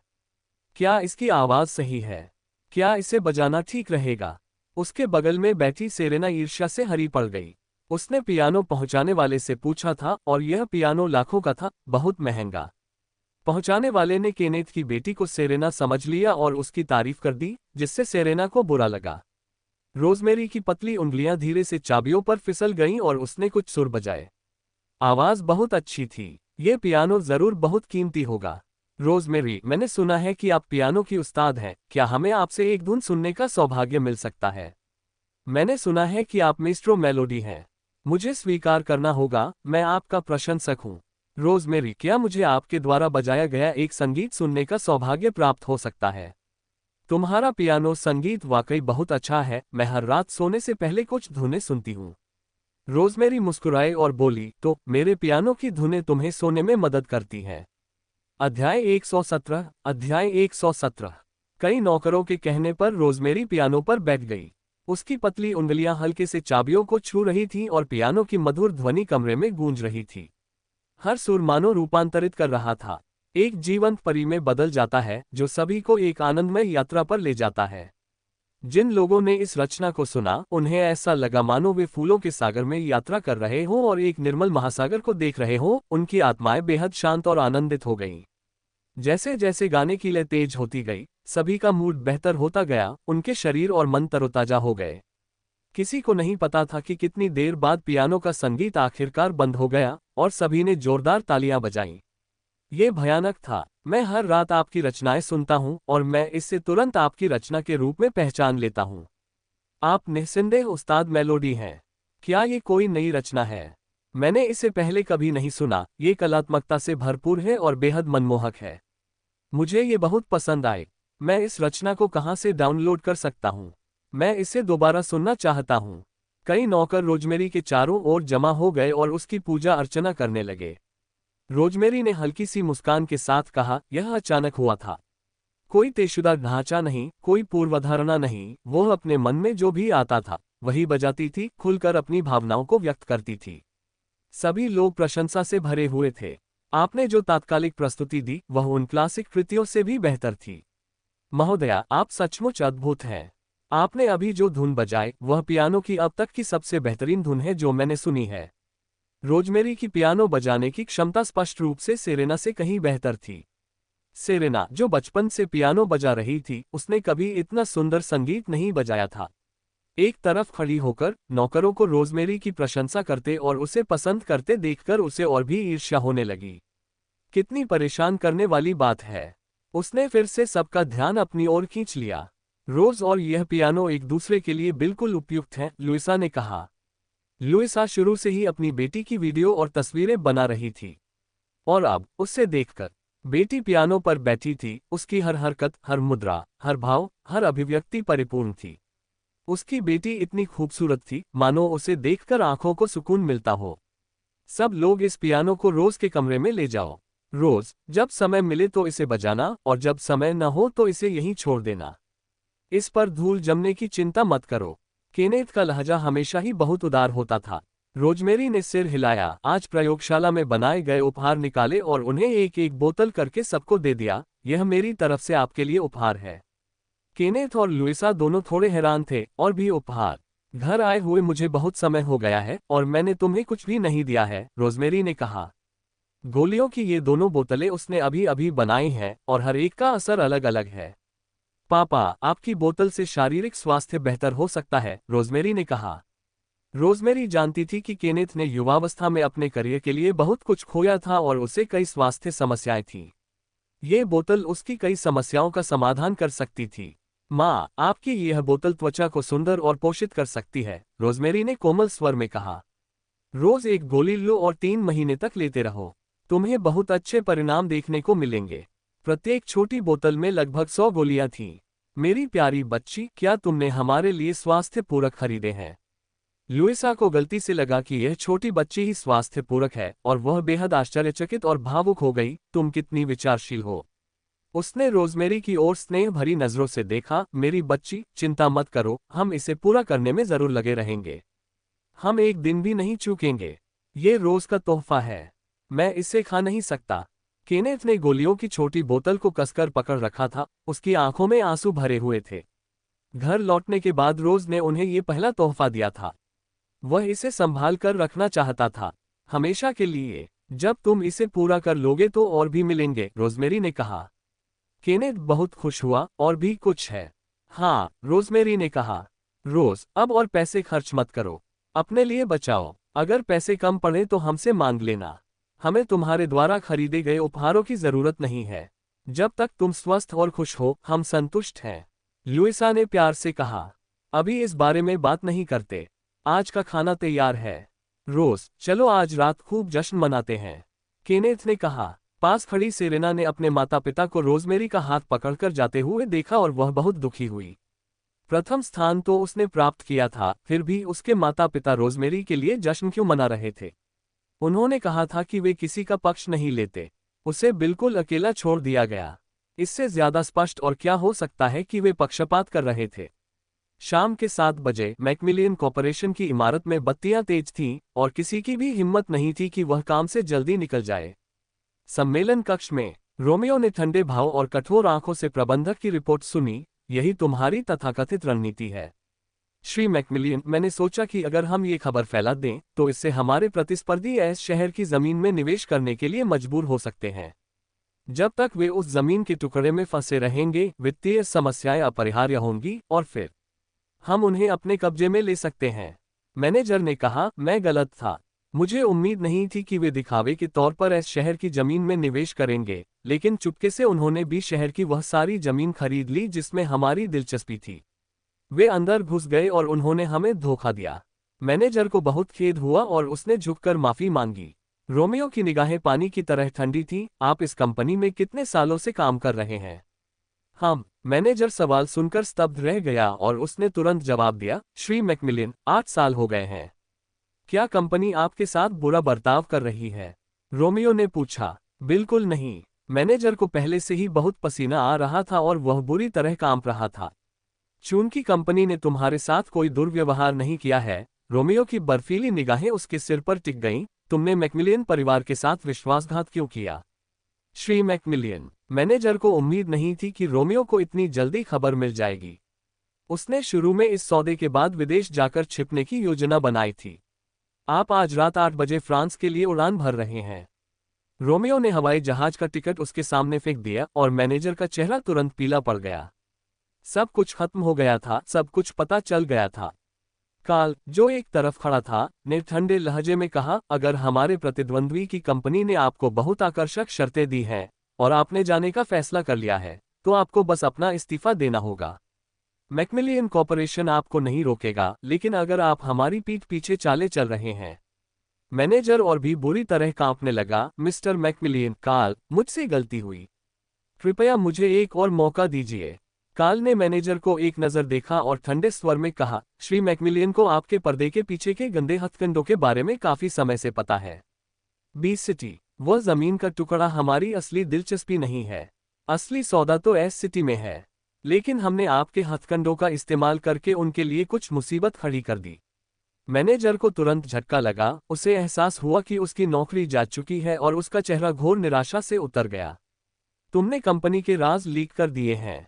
ये गैरकानूनी है। कार्ल के शब्द हवा में गूंज रहे थे। तभी 2 पुलिसकर्मी आ गए और मैनेजर को पूछताछ के लिए ले गए। रोमियो ने भीड़ पर नजर घुमाते हुए कहा, अब क्या कोई और सच बताना चाहता है? रोजमेरी ने अभी अभी एक रोमांटिक कैंडल लाइट डिनर का आनंद लिया था और परिवार के साथ एक दुर्लभ, सुखद पल बिताया था। हालांकि सेरेना की उपस्थिति ने माहौल को थोड़ा बिगाड़ दिया था, लेकिन उसके माता पिता का प्यार और स्नेह उसके लिए पर्याप्त था। वास्तविक, अपने जीवन में पहली बार रोजमेरी ने सचमुच दिल से परिवार की गर्मजोशी को महसूस किया। रोज, पहले नहा लो। बाद में तुम्हारे लिए एक सरप्राइज है, लुइसा ने कहा। रोजमेरी नहाकर नीचे आई तो उसने देखा कि आसमान आतिशबाजी से जगमगा रहा है। लुइसा ने कोमल मुस्कान के साथ इशारा किया, रोज इधर आओ, चलो एक ग्रुप फोटो लेते हैं। एक मशहूर फोटोग्राफर और उनकी टीम आतिशबाजी के नीचे इंतजार कर रहे थे। जगमगाते रात के आसमान के नीचे केनेथ और लुइसा दोनों के चेहरे पर हल्की मुस्कान थी। उन्होंने अपनी अपनी बेटियों का हाथ थाम रखा था। हमेशा से मैं आपके साथ एक तस्वीर लेना चाहता था, लेकिन मौका ही नहीं मिला। सेरेना उस समय अपने दोस्तों के साथ बाहर गई हुई थी। ये बहुत अच्छा रहा, सिर्फ उन तीनों की एक तस्वीर। आखिर वे ही तो खून के रिश्तेदार थे।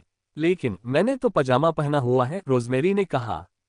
इससे पहले कि रोजमेरी अपना वाक्य पूरा कर पाती, केनेथ और लुइसा जोर से हंस पड़े। कोई बात नहीं, कोई बात नहीं। उन्होंने जानबूझकर अपने पायजामे भी पहने थे ताकि वे परिवार की तरह दिखें। वे जीवन के इस खास पल को कैद करना चाहते थे। ठीक है, सब लोग थोड़ा अंदर आ जाए। श्रीमान कॉलिंस, आपका कॉलर थोड़ा टेढ़ा है। श्रीमती कॉलिंस, अपनी ठुड्डी थोड़ी नीचे कीजिए। रोजमेरी, क्या आप थोड़ा और मुस्कुरा सकती हैं? फोटोग्राफर ने कहा। जैसे ही कैमरा क्लिक करने लगा, रोजमेरी ने एक प्यारी सी मुस्कान बिखेरी। जगह बदल लो, जगह बदल लो। लुइसा ने खुशी खुशी केनेथ के साथ जगह बदल ली। आकाश में आतिशबाजी उनके लिए पृष्ठभूमि का काम कर रही थी। दोनों ने रोजमेरी का हाथ पकड़ रखा था और उनके चेहरे खुशी से दमक रहे थे। रोजमेरी ने अपने माता पिता के प्यार को इतनी तीव्रता से पहले कभी महसूस नहीं किया था। जिस तरह से वे उस पर दुलार करते थे, मानो वह उनका सबसे अनमोल खजाना हो। ठीक है, चलिए कुछ बदलाव करते हैं। बगीचे में शूट करने के बाद फोटोग्राफर ने लिविंग रूम में कुछ और अनौपचारिक तस्वीरें लीं। अपने माता पिता के स्नेह से लिपटी हुई रोजमेरी ने एक ऐसी गर्माहट महसूस की जो उसने पहले कभी महसूस नहीं की थी। 1 दर्जन से ज्यादा सीन शूट करने के बाद भी लुइसा और शूट करना चाहती थी। लेकिन केनेथ हंसते हुए बोला, चलो रोज को थोड़ा आराम करने देते हैं। आज रात हम काफी देर से शूटिंग कर रहे हैं। मैडम, हमने अब तक 1 दर्जन से ज्यादा सीन शूट कर लिए हैं, हजारों तस्वीरें हैं। फोटोग्राफर को इस बात की भी चिंता थी कि कहीं वे ज्यादा थक न गए हों और इसका असर उनके हाव भाव पर न पड़ जाए। लड़कों के लौटने पर और ले लेते हैं। बोलते हुए केनेथ ने लुइसा की मालिश की। कोई नींबू पानी ले आओ। कोई नींबू पानी लेकर आया। लुइसा ने एक स्ट्रॉ लगाया और रोजमेरी को देते हुए कहा, रोज थोड़ा पानी पी लो, तुम थक गई होगी। रोजमेरी ने सिर हिलाया और एक घूंट पिया। ये थोड़ा मीठा था। उसे अपने दिल में भी मिठास महसूस हुई। क्या तुम्हें कुछ मीठा चाहिए? केनेथ रोजमेरी के सामने मिठाइयों से भरी एक पूरी प्लेट लेकर आया। क्या तुम्हें गुलाबी मैकरोन पसंद है या फिर तुम्हें पुडिंग पसंद है? अगर तुम्हें दोनों में से कुछ भी पसंद नहीं है तो मैं दोबारा बनवा दूंगा। माँ, पिताजी, आप लोग पहले चुनिए। रोजमेरी ने थाली ली और उन्हें थमा दी। इस भाव से प्रभावित होकर केनेथ और लुइसा ने एक एक मिठाई ले ली। हालांकि वे आमतौर पर रात में मिठाई नहीं खाते थे। फोटोग्राफर ने सबसे पहले सभी डिजिटल तस्वीरें लुइसा के फोन पर भेजी। उन अनगिनत तस्वीरों को देखकर लुइसा बेहद संतुष्ट हुई। हर एक तस्वीर एकदम सटीक और स्वाभाविक रूप से खींची गई थी। रोज, आओ एक नजर डालो, क्या तुम्हें कोई पसंद है? मैं उन्हें सबसे पहले तुम्हें भेज दूंगी, लुइसा ने कहा। रोजमेरी ने एक बिस्किट चुना, उसे नींबू पानी के साथ लिया, एक नज़र डाली और कहा, सब बढ़िया है। तो मैं ये सारी तस्वीरें आपको भेज दूंगी। तस्वीरें भेजने के बाद लुइसा उन्हें निहारती रही। ये तो वाकई शानदार है, खासकर ये कुछ तस्वीरें। उसे एक तस्वीर को अपने फोन के वॉलपेपर के रूप में सेट करते देख केनेथ ने भी कहा, मैं भी इसे अपने वॉलपेपर के रूप में सेट करना चाहता हूँ। अध्याय 118। कुछ नाश्ता करने के बाद रोजमेरी अपने कमरे में वापस गई और उसने देखा कि उसके माता पिता सोफे पर बैठकर अपनी तस्वीरें देख रहे थे और उनके चेहरे खुशी से चमक रहे थे। अगली सुबह नाश्ता करने और काम पर जाने के लिए तैयार रोजमेरी ने देखा कि सेरेना कुछ उदास लग रही है। शायद उसे पिछली रात उनके पारिवारिक फोटो सेशन के बारे में पता चल गया था। सेरेना ने रोजमेरी को घूर कर देखा। रोजमेरी की आंखों में आक्रोश उबल रहा था। वह अपने गुस्से को काबू में रखने के लिए संघर्ष कर रही थी। उसने बस एक नज़र डाली और फिर नजरें हटाकर रोमियो की कार में बैठ गई। सेरेना गुस्से से आग बबूला थी। उसने अपने पीछे चल रही माता से कहा, मैं कल रात एक दोस्त की शादी में ब्राइड्समेड बनकर गई थी। जब मैं वापस आई तो उन्होंने तस्वीरें खींचना खत्म कर दिया था और सोने चले गए थे। मुझे बहुत गुस्सा आ रहा है। उन्होंने मेरा इंतजार नहीं किया। उन्होंने खूब आतिशबाजी की और फोटोग्राफर भी बुलाए, लेकिन शूट खत्म होते ही वे सोने चले गए। उन्हें इस बात की जरा भी परवाह नहीं थी कि मुझे कैसा लगेगा। माथा, जो सेरेना के लिए चिंतित थी, ने धीरे से कहा, मिस सेरेना, आपको अपने खेल में सुधार करने की जरूरत है। मेरा सुझाव है कि आप चुपचाप सहना बंद कर दें, वरना इस परिवार में आपकी स्थिति लगातार गिरती जाएगी।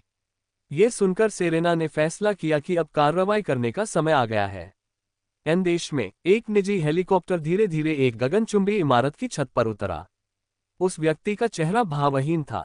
खबर सुनते ही उसकी आंखें बर्फ की तरह ठंडी हो गईं। एक युवा सहायक ने कहा, मालिक काम के सिलसिले में 10 दिनों से अधिक समय से घर से बाहर हैं। आप और बाकी लोग इस प्रोजेक्ट को संभाल सकते हैं। अगर कोई समस्या हो तो मालिक को सूचित कर देना। अपनी बात पूरी करने से पहले ही जूलियन की नज़र अपने दाहिने पैर पर पड़ी और उसे एहसास हुआ कि वह पहले ही हेलीकॉप्टर की सीढ़ियों पर चढ़ चुका है। वह झट से पीछे हट गया और बॉस से आदरपूर्वक कहा, आपकी यात्रा मंगलमय हो, बॉस। अपना ख्याल रखना। हेलीकॉप्टर ने उड़ान भरी और हवा का एक झोंका उठा। उस आदमी ने धीरे से पूछा, क्या उपहार तैयार है? जी बॉस, सब तैयार हैं। जूलियन ने आदरपूर्वक उत्तर दिया, कुल 3 उपहार हैं, एक लिमिटेड एडिशन परफ्यूम सेट, एक लिमिटेड एडिशन लिपस्टिक सेट और एक limited edition skin care set. उसने हर उपहार तैयार किया क्योंकि उसे पता नहीं था कि बॉस अपनी बहन को क्या देना चाहेंगे। आजकल लड़कियों में परफ्यूम, लिपस्टिक और स्किन केयर प्रोडक्ट्स का खूब क्रेज है। लेकिन उस आदमी ने ठंडे लहजे में कहा, ये तो बहुत हल्के हैं। सहायक को अचानक एहसास हुआ कि ये उपहार वाकई बहुत हल्के थे। उसने झट से कहा, मेरी गलती के लिए क्षमा चाहता हूं। लैंडिंग के बाद मैं कुछ और व्यवस्था कर दूंगा। उस व्यक्ति ने उदासीनता से पूछा, आजकल हमारे देश में लड़कियों के बीच सबसे लोकप्रिय ब्रांड कौन सा है? सहायक ने कुछ देर सोचा और कहा, निश्चित रूप से लाए। 3 साल पहले लाए ने अपने अनोखे स्टाइल और बेजोड़ उत्पादों के साथ शुरुआत की थी। ये रचनाएं समाज के प्रतिष्ठित लोगों और मशहूर हस्तियों के बीच तेजी से लोकप्रिय हो रही हैं। इसके बाद लाई ने जूतों और बैगों की एक नई श्रृंखला लॉन्च की, जिससे फैशन जगत में हलचल मच गई। लाई की डिजाइनर क्वीन एबी ने कई अंतर्राष्ट्रीय पुरस्कार जीते हैं। उन्होंने इस ब्रांड को एक कम प्रसिद्ध लेबल से एक वैश्विक लग्जरी ब्रांड के रूप में स्थापित किया है। मैंने सुना है कि लाई ने हाल ही में गहनों की एक नई श्रृंखला लॉन्च की है, जिसमें हर एक पीस अनोखा है। जूलियन ने जल्दी से अपना टैबलेट उस आदमी को देते हुए कहा। उस सज्जन की नजरें गहनों के विभिन्न टुकड़ों पर घूमी और अंततः एक अनोखे डिजाइन वाले गुलाबी हीरे के हार पर टिक गईं। लड़कियों को हीरे और गुलाबी रंग पसंद होने चाहिए, है ना?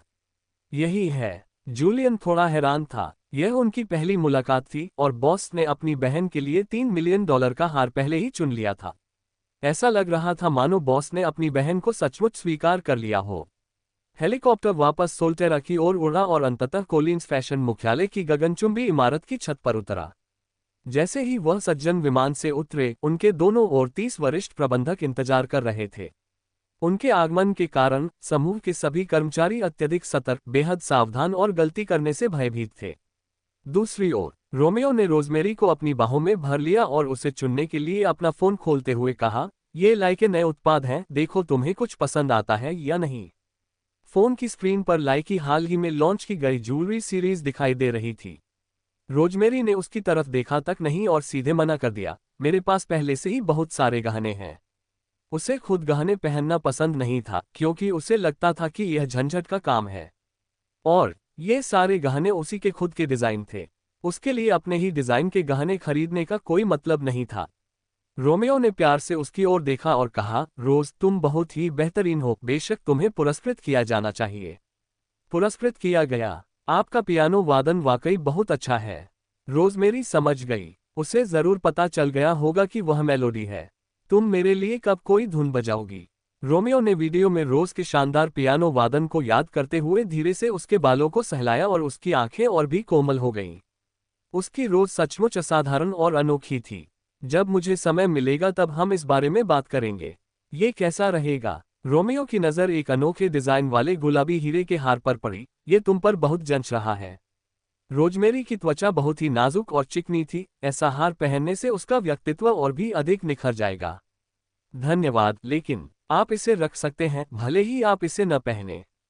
इसकी वास्तव में कोई आवश्यकता नहीं है। कॉलिंस कॉर्पोरेशन के मुख्यालय के कॉन्फ्रेंस रूम में सभी वरिष्ठ प्रबंधकों ने इस तिमाही के काम की रिपोर्ट देने के बाद भविष्य की विकास दिशा और समाधानों को चुपचाप सुना। जब तक कॉलिंस ने बर्खास्त नहीं कहा तब तक किसी ने राहत की सांस नहीं ली और कॉन्फ्रेंस रूम से बाहर नहीं निकले। बॉस का दबदबा इतना जबरदस्त था कि मुझे पूरे समय पसीना आता रहा। मैं भी, मेरे माथे पर पसीना देखो। जब भी बॉस वापस आता है मुझे ऐसा लगता है कि मैं बेहोश हो जाऊंगी, लेकिन जैसे ही वह जाता है मुझे उसकी याद आने लगती है। सपने देखना बंद करो, बॉस को आम लोग पसंद नहीं आएंगे।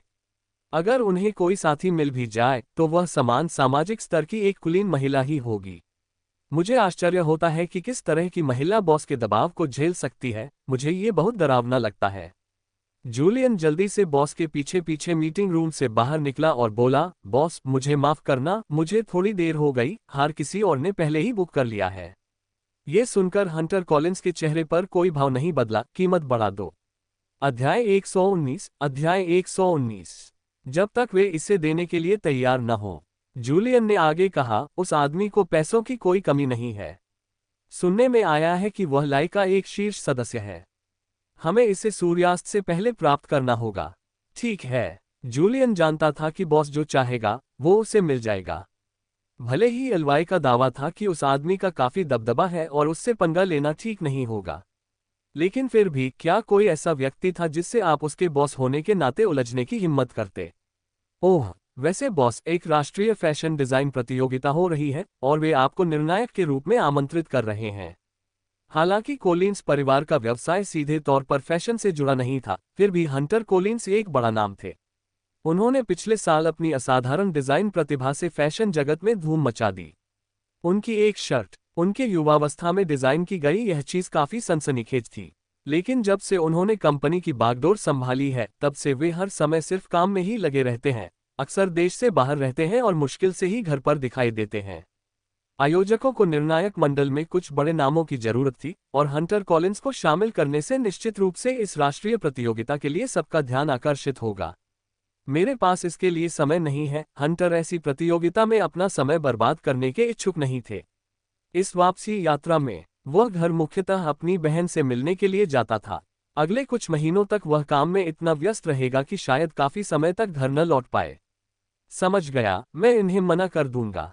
जैसे ही रोजमेरी ऑफिस लौटी, उनके सहायक डीन दौड़ते हुए उनके पास आए और बोले, सुश्री रोज, हमारे पास एक बड़ी समस्या है। कल हम जो 33 नए डिजाइन लॉन्च कर रहे हैं उनमें से 23 डिजाइन हमारे मौजूदा डिजाइनों से हूबहू मिलते जुलते हैं। प्रतिद्वंद्वी के नए उत्पाद। सबसे बुरी बात तो यह है कि उन्होंने इन्हें आज ही लॉन्च किया है। लाइव स्ट्रीमिंग प्लेटफॉर्म और ऑनलाइन स्टोर पर इनकी बिक्री जबरदस्त हो रही है। मैंने जल्दी से हिसाब लगाया, उन्होंने पहले ही लगभग 8 प्रतियां बेच दी हैं। 1000 टुकड़े। इस रफ्तार से तो वे देखते ही देखते 10,000 तक पहुंच जाएंगे। रोजमेरी का चेहरा एकदम ठंडा पड़ गया। यह असंभव था। अचानक से उनके 33 नए डिजाइनों में से 23 उनके प्रतिद्वंद्वी के डिजाइनों के समान कैसे हो सकते हैं? कोई ना कोई पर्दे के पीछे गंदी चालें जरूर चल रहा है। मुझे अभी ठीक से समझ नहीं आ रहा कि क्या हो रहा है। डीन बहुत घबराया हुआ था क्योंकि सभी 23 एक जैसे डिजाइनर मॉली ने बनाए हैं। मिस्टर ऑस्कर ने अभी एक मीटिंग की और मॉली को एक असली, वो तो जमकर खरी खोटी सुनाती है। वो, उसके साथ क्या हुआ? वह इतनी परेशान हो गई कि रोने लगी। रोजमेरी तेजी से लिफ्ट में घुसी और सीधे डिजाइन विभाग की ओर चली गई, जहां उसने ऑस्कर को अभी भी मॉली पर चिल्लाते हुए सुना। तुम बस रोती रहती हो, किस लिए रो रही हो? ऐसा मत दिखाओ जैसे मैं तुम्हें फंसा रहा हूं। ये रहे वो 33 डिजाइन जो हमारे प्रतिद्वंदी ने आज लॉन्च किए। मैंने उनमें से 23 खरीद लिए। जरा ध्यान से देखिए, कहीं मैं आपको बेवकूफ तो नहीं बना रहा। ऑस्कर ने अपने सभी 23 डिजाइन मॉली पर फेंक दिए। मॉली अवाक रह गई, अविश्वास से उन डिजाइनों को घूरते हुए बोली, मुझे नहीं पता। उसे सचमुच पता नहीं था कि क्या हो रहा है। आपने हमारे प्रतिद्वंदी के रेखाचित्रों की नकल की होगी। मैंने नहीं किया। मॉली ने आंसू रोकते हुए अपना बचाव किया। ये सभी डिजाइन मेरे मौलिक काम हैं। उसने बिल्कुल भी नकल नहीं की। बेबुनियाद आरोप लगाने की हिम्मत मत करो। डिजाइन विभाग के प्रमुख सैमुअल ने दृढ़ता से जवाब दिया, मॉली उस तरह की इंसान नहीं है। वह डिजाइन में बहुत प्रतिभाशाली है। उसे किसी और के काम की नकल करने का कोई कारण नहीं है। मॉली इन डिजाइनों को खुद तैयार करने में पूरी तरह सक्षम थी। तो फिर आप इन सब बातों की व्याख्या कैसे करेंगे? ऑस्कर ने फर्श पर बिखरे कपड़ों की ओर संदेह से इशारा करते हुए कहा, अगर केवल एक ही डिजाइन एक जैसा होता तो मैं इसे संयोग मान लेता, लेकिन ये तो 23 एक जैसे डिजाइन हैं। क्या आप मुझे कोई तर्कसंगत स्पष्टीकरण दे सकते हैं? सैमुअल ने फर्श पर पड़े कपड़ों को देखा, वह भी पूरी तरह से अनजान था कि क्या हो रहा है, लेकिन वह दृढ़ता से खड़ा रहा। विभाग में हर कोई रोजाना मॉली की डिजाइन प्रक्रिया का साक्षी बनता है। बिल्कुल सही, मॉली ने नकल नहीं की है, मैं इसकी पुष्टि कर सकता हूँ, ये सभी डिजाइन उसी के हैं। वह अक्सर देर रात तक काम करती है, जब तक कि बाकी सब लोग जा चुके होते हैं। मुझे इस बात का पता तब चला जब एक बार मैं अपने घर की चाबियां भूल गया और मुझे वापस ऑफिस जाना पड़ा। मॉली को इस उद्योग से सचमुच प्यार है। वह कभी भी ऐसा कुछ नहीं करेगी जिससे इसकी प्रतिष्ठा या उसकी अपनी प्रतिष्ठा को नुकसान पहुंचे। मुझे मॉली पर भरोसा है, और इसलिए मैं भी। ऑस्कर ने व्यंग्यात्मक हंसी के साथ उन्हें समझाने का मौका भी नहीं दिया। शायद उसने पहले से ही सारे डिजाइन याद कर लिए थे और फिर नाटक करने की कोशिश में हर दिन बड़ी मेहनत से उन्हें बनाती थी। मैंने नहीं। मॉली ने खुद का बचाव करने की पूरी कोशिश की, उसकी आंखों से आंसू बह रहे थे। ये सब मैंने खुद बनाए हैं। अगर कोई नकल कर रहा है तो वो मेरे डिजाइन की नकल कर रहा है। ऑस्कर को ये सुनकर हंसी आ गई। तुम किससे मुकाबला कर रहे हो? एसवाई फैशन से। वो तो एक बहुत बड़ी कपड़ों की कंपनी है। उन 23 नए स्टाइलों के डिजाइनर तो मशहूर जेसन है। तुम कौन हो? बस एक छोटी लड़की। क्या वे तुम्हें पहचान भी पाएंगे? तुम्हारी डिजाइनों की नकल करने के लिए उन्हें वो कहां से मिलेंगी? उद्धरण चिन्ह डॉट डॉट डॉट उद्धरण चिन्ह। मॉली पूरी तरह से असहाय महसूस कर रही थी। अगर आपकी डिजाइनिंग क्षमता इतनी शानदार है तो हमने आपसे पहले ऐसे बेहतरीन डिजाइन क्यों नहीं देखे? जल्दीबाजी में मॉली ने समझाया, इन डिजाइनों को बनाने से पहले मुझे सुश्री रोज से बहुत सारी सलाह मिली। उनके सुझावों ने मेरी प्रेरणा को जगाया और इसी तरह मैंने ये डिजाइन बनाए। अगर रोजमेरी की प्रेरणा न होती तो मॉली शायद अभी भी फंसी रहती। ऑस्कर ने व्यंग्यात्मक हंसी हंसते हुए कहा, जो मैं सुन रहा हूं उससे तो ऐसा लगता है कि मिस रोज ने ही तुम्हें दूसरों के डिजाइन की नकल करना सिखाया है। नहीं। गुस्से और बेचैनी से भरी मॉली ने अपने आंसू पोंछे। तुम मेरे शब्दों को तोड़ मरोड़ सकती हो, जितना चाहो मेरा अपमान कर सकती हो, लेकिन मिस रोज का अपमान करने की हिम्मत मत करना। वो ऐसी नहीं है। वो ऐसा कभी नहीं करेगी। आपकी तीव्र प्रतिक्रिया को आसानी से गलत समझा जा सकता है। क्या आप सुश्री रोज का बचाव कर रहे हैं या इस बात से डरे हुए हैं कि सच्चाई उजागर हो जाएगी? तुम हद पार कर रहे हो। मॉली ने मुट्ठियां भींच ली, उसका मन कर रहा था कि उसे एक घूंसा मार दे। वह उसे हद से ज्यादा तंग कर रहा था। तभी एक ठंडी आवाज सुनाई दी। श्री ऑस्कर, आप एक वयस्क पुरुष हैं। एक छोटी लड़की को क्यों परेशान कर रहे हैं? सब लोग उस आवाज की तरफ मुड़ गए। यह मिस रोज थी। मिस रोज आ गई थी। सभी लोग रोजमेरी को ऐसे देख रहे थे मानो वह उनकी मुक्तिदाता हो।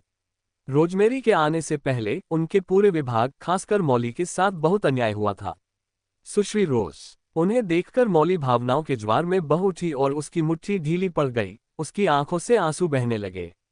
अपने आंसू पोंछ लो। रोजमेरी ने मॉली की ओर देखते हुए धीरे से कहा, नेक लोगों को ईर्ष्या से डरने की कोई जरूरत नहीं है। अगर तुमने कुछ गलत नहीं किया है तो रोना मत।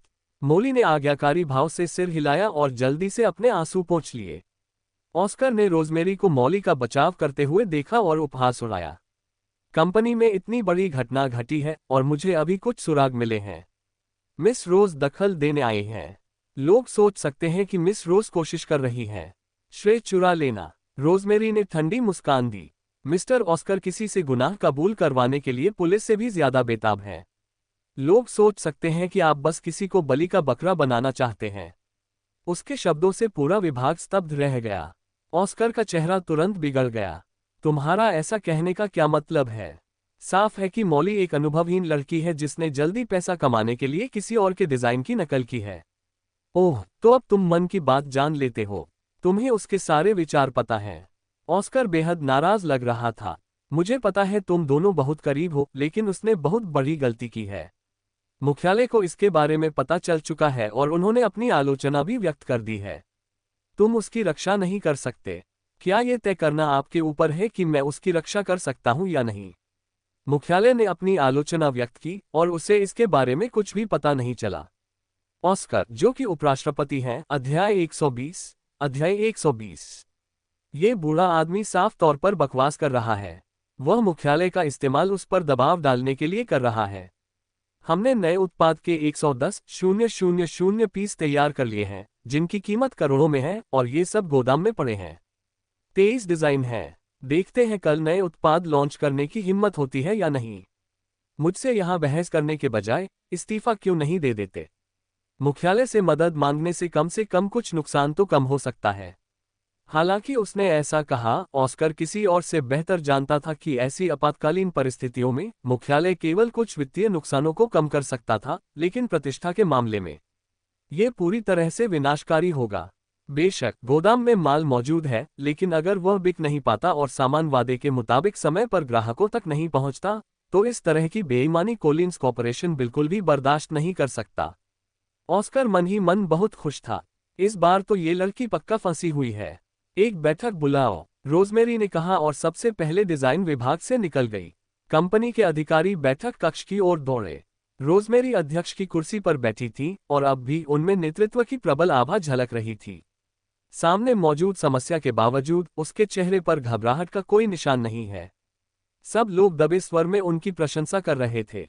रोज वाकई असाधारण है। सुश्री रोज अलवाई फैशन के वे 23 स्टाइल, रंग, पैटर्न, कारीगरी, लंबाई और मोटाई, सब कुछ हमारे स्टाइल से बिल्कुल मेल खाता है।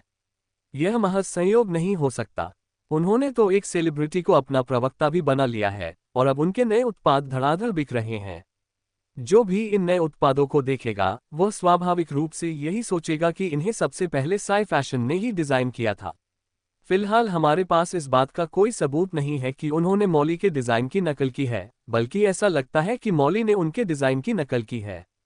अगर हम गोदाम में रखे स्टॉक को नहीं बेच पाए, तो हमें बहुत बड़ा नुकसान होगा। सुश्री रोज, ये रेखाचित्र मॉली ने बनाए थे, क्या वह किसी समय लापरवाही बरतते हुए नकल कर सकती थी? बिल्कुल नहीं। रोजमेरी ने उसकी बात काटते हुए कहा, मॉली कभी ऐसा काम नहीं करेगी। कंपनी के साथ विश्वासघात करना तो दूर की बात है। तुम्हें ये कैसे पता चला? ऑस्कर ने रोजमेरी के शब्दों में जवाब दिया, किसी किताब को उसके कवर से मत आंकिए। मैं स्पष्ट रूप से सोच सकता हूं। किसी और की तरह नहीं, मेरा दिमाग अभी भी काम कर रहा है। आप क्या कहना चाह रहे हैं? मैं कह रही हूं कि तुम बेवकूफ हो, रोजमेरी ने सीधे सीधे कहा। कौन सा नकलची सभी 23 डिजाइनों की हूबहू नकल करेगा? क्या तुम अपना दिमाग इस्तेमाल करके सोच नहीं सकते? ऑस्कर ने किसी तरह अपने गुस्से को फिलहाल काबू में रखा। उन्हें पूरा यकीन था कि रोजमेरी जल्द ही उस कुर्सी को छोड़ देगी और मॉली पर साहित्यिक चोरी का आरोप लग जाएगा। कोलिंस परिवार उसे जवाबदेह ठहराएगा। उसे न केवल भारी नुकसान की भरपाई करनी होगी, बल्कि शायद उसे जेल भी जाना पड़े। उस समय महाप्रबंधक का पद उनका होगा। अब रोजमेरी जो भी करेगी वह व्यर्थ है। रोजमेरी ने वहां मौजूद सभी लोगों पर नजर घुमाते हुए कहा, अब मैं 2 सवालों पर चर्चा करने के लिए एक बैठक बुला रही हूं। पहली बात तो यह है कि मुझे पूरा यकीन है कि मॉली ने नकल नहीं की होगी। मुझे उसके चरित्र पर पूरा भरोसा है। तो सवाल यह है कि अगर डिजाइन उसी का काम था, तो वे एक प्रतिस्पर्धी कंपनी में क्यों दिखाई दिए? प्रतिस्पर्धी कंपनी उन्हें पहले बनाकर बड़े पैमाने पर प्रचार कैसे कर पाए? ऐसा लगता है जैसे वे हमारा मजाक उड़ा रहे हैं। ये कहने के बाद उसने ऑस्कर की ओर देखा। ऑस्कर ने अपना चेहरा दूसरी ओर मोड़ लिया। स्पष्ट रूप से उसे उसकी बातों में कोई दिलचस्पी नहीं थी। इन 23 नए डिजाइनों को केवल मैंने और डिजाइन विभाग ने देखा है। अगर ये डिजाइन हमारे प्रतिस्पर्धियों तक लीक हो गए हैं, तो जासूस हमारे बीच ही होना चाहिए। जैसे ही ऑस्कर यह कहने वाला था कि रोजमेरी ही सबसे संभावित अपराधी है, रोजमेरी ने तुरंत कहा, बेशक हम इस संभावना से भी इनकार नहीं कर सकते कि किसी ने अनुचित साधनों के माध्यम से कंपनी के साथ विश्वासघात किया हो। ऑस्कर तुरंत अवाक रह गया। अब हमें इस मुद्दे का समाधान करना होगा। रोजमेरी के बोलते ही डीन ने एक आईपैड देते हुए कहा, सुश्री रोज, मैंने कुछ शोध किया है। ये एसवाई फैशन के डिजाइनर के पिछले पुरस्कार विजेता डिजाइन है। रोजमेरी ने सरसरी नजर डाली। जिन प्रतियोगिताओं में उसने भाग लिया था वे अपेक्षाकृत कम प्रसिद्ध थीं, और उसकी पुरस्कार विजेता शैलियां मॉली की ताज़ा और शालीन शैली से बिल्कुल अलग थीं। सब लोग देख लीजिए, साफ दिख रहा है कि इस डिजाइनर ने मॉली के काम की नकल की है। रोजमेरी ने आईपैड को कॉन्फ्रेंस टेबल पर रख दिया। सभी ने गौर से देखा और पाया कि मामला वाकई ऐसा ही था। उनकी डिजाइन शैली अधिक आकर्षक और तटस्थ है, बिल्कुल भी मॉली जैसी नहीं। ऐसा लगता है कि उसने मॉली के डिजाइन की नकल की है। लेकिन वह तो इतना मशहूर डिजाइनर है। वह किसी नए डिजाइनर के डिजाइन की नकल क्यों करेगा? रोजमेरी को यह मजेदार लगा। प्रसिद्ध? जी हाँ, उन्होंने वर्षों में सैकड़ों पुरस्कार जीते हैं। रोजमेरी प्रभावित नहीं हुई। यह इस बात पर निर्भर करता है कि उसने कौन कौन से पुरस्कार जीते हैं। कुछ पुरस्कार इतने प्रतिष्ठित होते हैं कि एक ही काफी होता है, जबकि अन्य 100 पुरस्कार भी एक के मुकाबले कुछ नहीं होते। लेकिन मॉली ने तो किसी प्रतियोगिता में भाग नहीं लिया। स्नातक होने के बाद से वह हमारी कंपनी में लगातार डिजाइनिंग का काम कर रही है। उसे उसके अस्तित्व और उसके डिजाइनों के बारे में कैसे पता चलेगा? किसी ने पूछा। उलझन में पूछा। इसीलिए मैं कह रही हूं कि हमारी कंपनी के किसी व्यक्ति ने ही जानकारी लीक की होगी। उसे डिजाइन ड्राइंग मिल गई, उसने उन्हें तैयार किया और हमसे पहले ही लॉन्च कर दिया। रोजमेरी ने दृढ़ता से कहा। यह मुखबिर हद पार कर रहा है। इसकी हिम्मत कैसे हुई अपने ही सहकर्मी के साथ विश्वासघात करने की? अगर मुझे पता चल गया कि मुखबिर कौन है तो मैं उसे नहीं छोड़ूंगा। उसे काफी लाभ प्राप्त हुए होंगे। सुश्री रोज, अब इन सब बातों पर चर्चा करने का क्या मतलब है? ऑस्कर ने हंसते हुए कहा, हमारा ध्यान कल के नए उत्पाद लॉन्च पर होना चाहिए। अगर आप इसका समाधान नहीं कर सकती तो कृपया समय बर्बाद न करें। किसने कहा कि मैं इसे हल नहीं कर सकती? रोजमेरी ने आत्मविश्वास से भरी हुई भौहें उठाईं। सभी लोग अचंभित रह गए। स्थिति पहले से ही इतनी खराब थी, क्या वाकई सुश्री रोज के पास कोई समाधान हो सकता था? ऑस्कर स्तब्ध रह गया, स्पष्ट रूप से आश्वस्त नहीं था। तो हमें बताएं, आपकी योजना क्या है? आप कंपनी को धन और प्रतिष्ठा के नुकसान से कैसे बचा सकते हैं और यहां तक कि स्थिति को कैसे पलट सकते हैं? सबको लगा कि यह नामुमकिन है। आर्थिक और प्रतिष्ठा संबंधी नुकसान तो निश्चित रूप से होगा। भला बदलाव कैसे संभव हो सकता था? मिस्टर ऑस्कर वाकई में चीजें मुश्किल बना रहे थे। वास्तव में कंपनी को धन और प्रतिष्ठा के नुकसान से बचाने और यहां तक कि स्थिति को पलटने का एक तरीका है। रोजमेरी की ये बात सुनकर सब चौंक गए। सच में, अगर मिस रोज के पास वाकई कोई समाधान था तो वह न केवल अद्भुत थी बल्कि व्यावहारिक रूप से एक देवी थी। तो फिर तुम्हारा समाधान क्या है? हमें सस्पेंस में रखना बंद करो। ऑस्कर को विश्वास नहीं था कि वह कोई अच्छा समाधान निकाल पाएगी। रोजमेरी खड़ी हो गई, मैं इसका हल निकाल लूंगी। मीटिंग खत्म हो गई है। सब लोग हैरान रह गए। क्या रोज सच में इसे अकेले संभाल पाएंगी?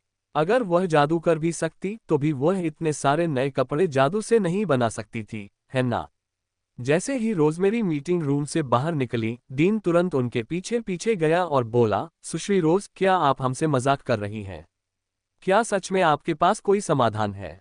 हमारी कंपनी के सैकड़ों रिटेल स्टोर हैं जिनमें बड़ी संख्या में प्री ऑर्डर हो चुके हैं। हमारी आधिकारिक वेबसाइट पर कई ग्राहकों ने पहले ही भुगतान कर दिया है और उन्हें कल ही अपने ऑर्डर की शिपिंग चाहिए। और फिर हमारे पार्टनर और विदेशी चैनल भी हैं। अगर हम ऐसा नहीं कर सकते, बांटना। किसने कहा कि हम डिलीवरी नहीं कर सकते? रोजमेरी मुस्कुराते हुए उसकी ओर मुड़ी और बोली, कल नए उत्पाद का लॉन्च तय योजना के अनुसार ही होगा। उसके मन में पहले से ही जवाब था। यह मामला निश्चित रूप से ऑस्कर से जुड़ा था। उसे पूरा भरोसा था कि वह आज उसके गुनाहों का पर्दाफाश कर देगी। सुश्री रोज, क्या आपके पास वाकई कोई समाधान है? हम 110,000 नई वस्तुओं की बात कर रहे हैं। हमें एक साथ 110,000 आइटम बेचने की जरूरत नहीं है। जल्दबाजी करने की कोई जरूरत नहीं है। रोजमेरी ने अपनी भौहें ऊपर उठाईं और डीन की आंखों में उम्मीद एक बार फिर बुझ गई। मिस रोज तो बस उससे मजाक कर रही थी। उनका काम कल के लिए खत्म हो गया था। जैसे ही रोजमेरी अपने कार्यालय में प्रवेश करने वाली थी, उसने देखा कि मॉली दरवाजे पर खड़ी है, दुखी लग रही है लेकिन फिर भी हिम्मत बनाए रखने की कोशिश कर रही है। सुश्री रोज, मैं। रोजमेरी जानती थी कि वह यहाँ क्यों आए हैं। अंदर आओ और बात करो।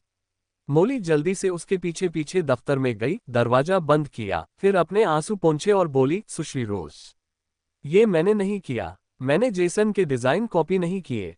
मुझे तो पहले पता भी नहीं था कि जेसन कौन है। ये 23 नए डिजाइन सब मेरे अपने हैं। कसम से, मुझे आप पर विश्वास है। मॉली अचंभित रह गई। उसे अभी बहुत कुछ कहना था लेकिन मिस रोज ने उस पर ऐसे ही विश्वास कर लिया। मुझे तुम पर भरोसा है और उससे भी ज्यादा मुझे तुम्हारे चरित्र पर भरोसा है। रोजमेरी की आवाज नर्म पड़ गई, बैठ जाओ। मॉली ने सावधानीपूर्वक एक कुर्सी खींची और कहा, सुश्री रोज, इन मसौदों को तैयार करने से पहले मैंने मास्टर क्वीन एबी की कई कृतियों को देखा और आपका मार्गदर्शन प्राप्त किया, जिसके परिणामस्वरूप ये डिजाइन बने। वह इस बात की गारंटी दे सकती थी कि ये डिजाइन अद्वितीय थे और किसी अन्य कृति से मिलते जुलते नहीं थे। अब ध्यान से सोचो, इन डिजाइनों को किसने देखा है?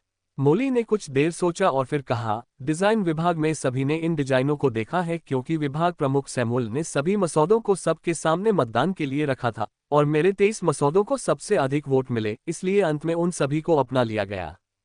तो डिजाइन विभाग में सभी ने आपका काम देख लिया है। रोजमेरी ने अपनी लंबी उंगलियों से मेज पर हल्के से थपथपाया। रोजमेरी को याद आ गया। एक दिन मौली लाल आंखों से उसके पास आए और उसे वे मसौदे दिखाए। जब उसने पूछा कि क्यों, तो जवाब था कि किसी ने उसके पिता की कब्र पर कचरा फेंक दिया था। बाद में मौली अपनी मां की दुर्घटना को लेकर चिंतित थी, इसलिए उसने कुछ समय के लिए छुट्टी ले ली। संयोग से रोजमेरी को अपने एक साथी से मिलना था और उसने डीन से उन्हें गाड़ी से ले जाने के लिए कहा।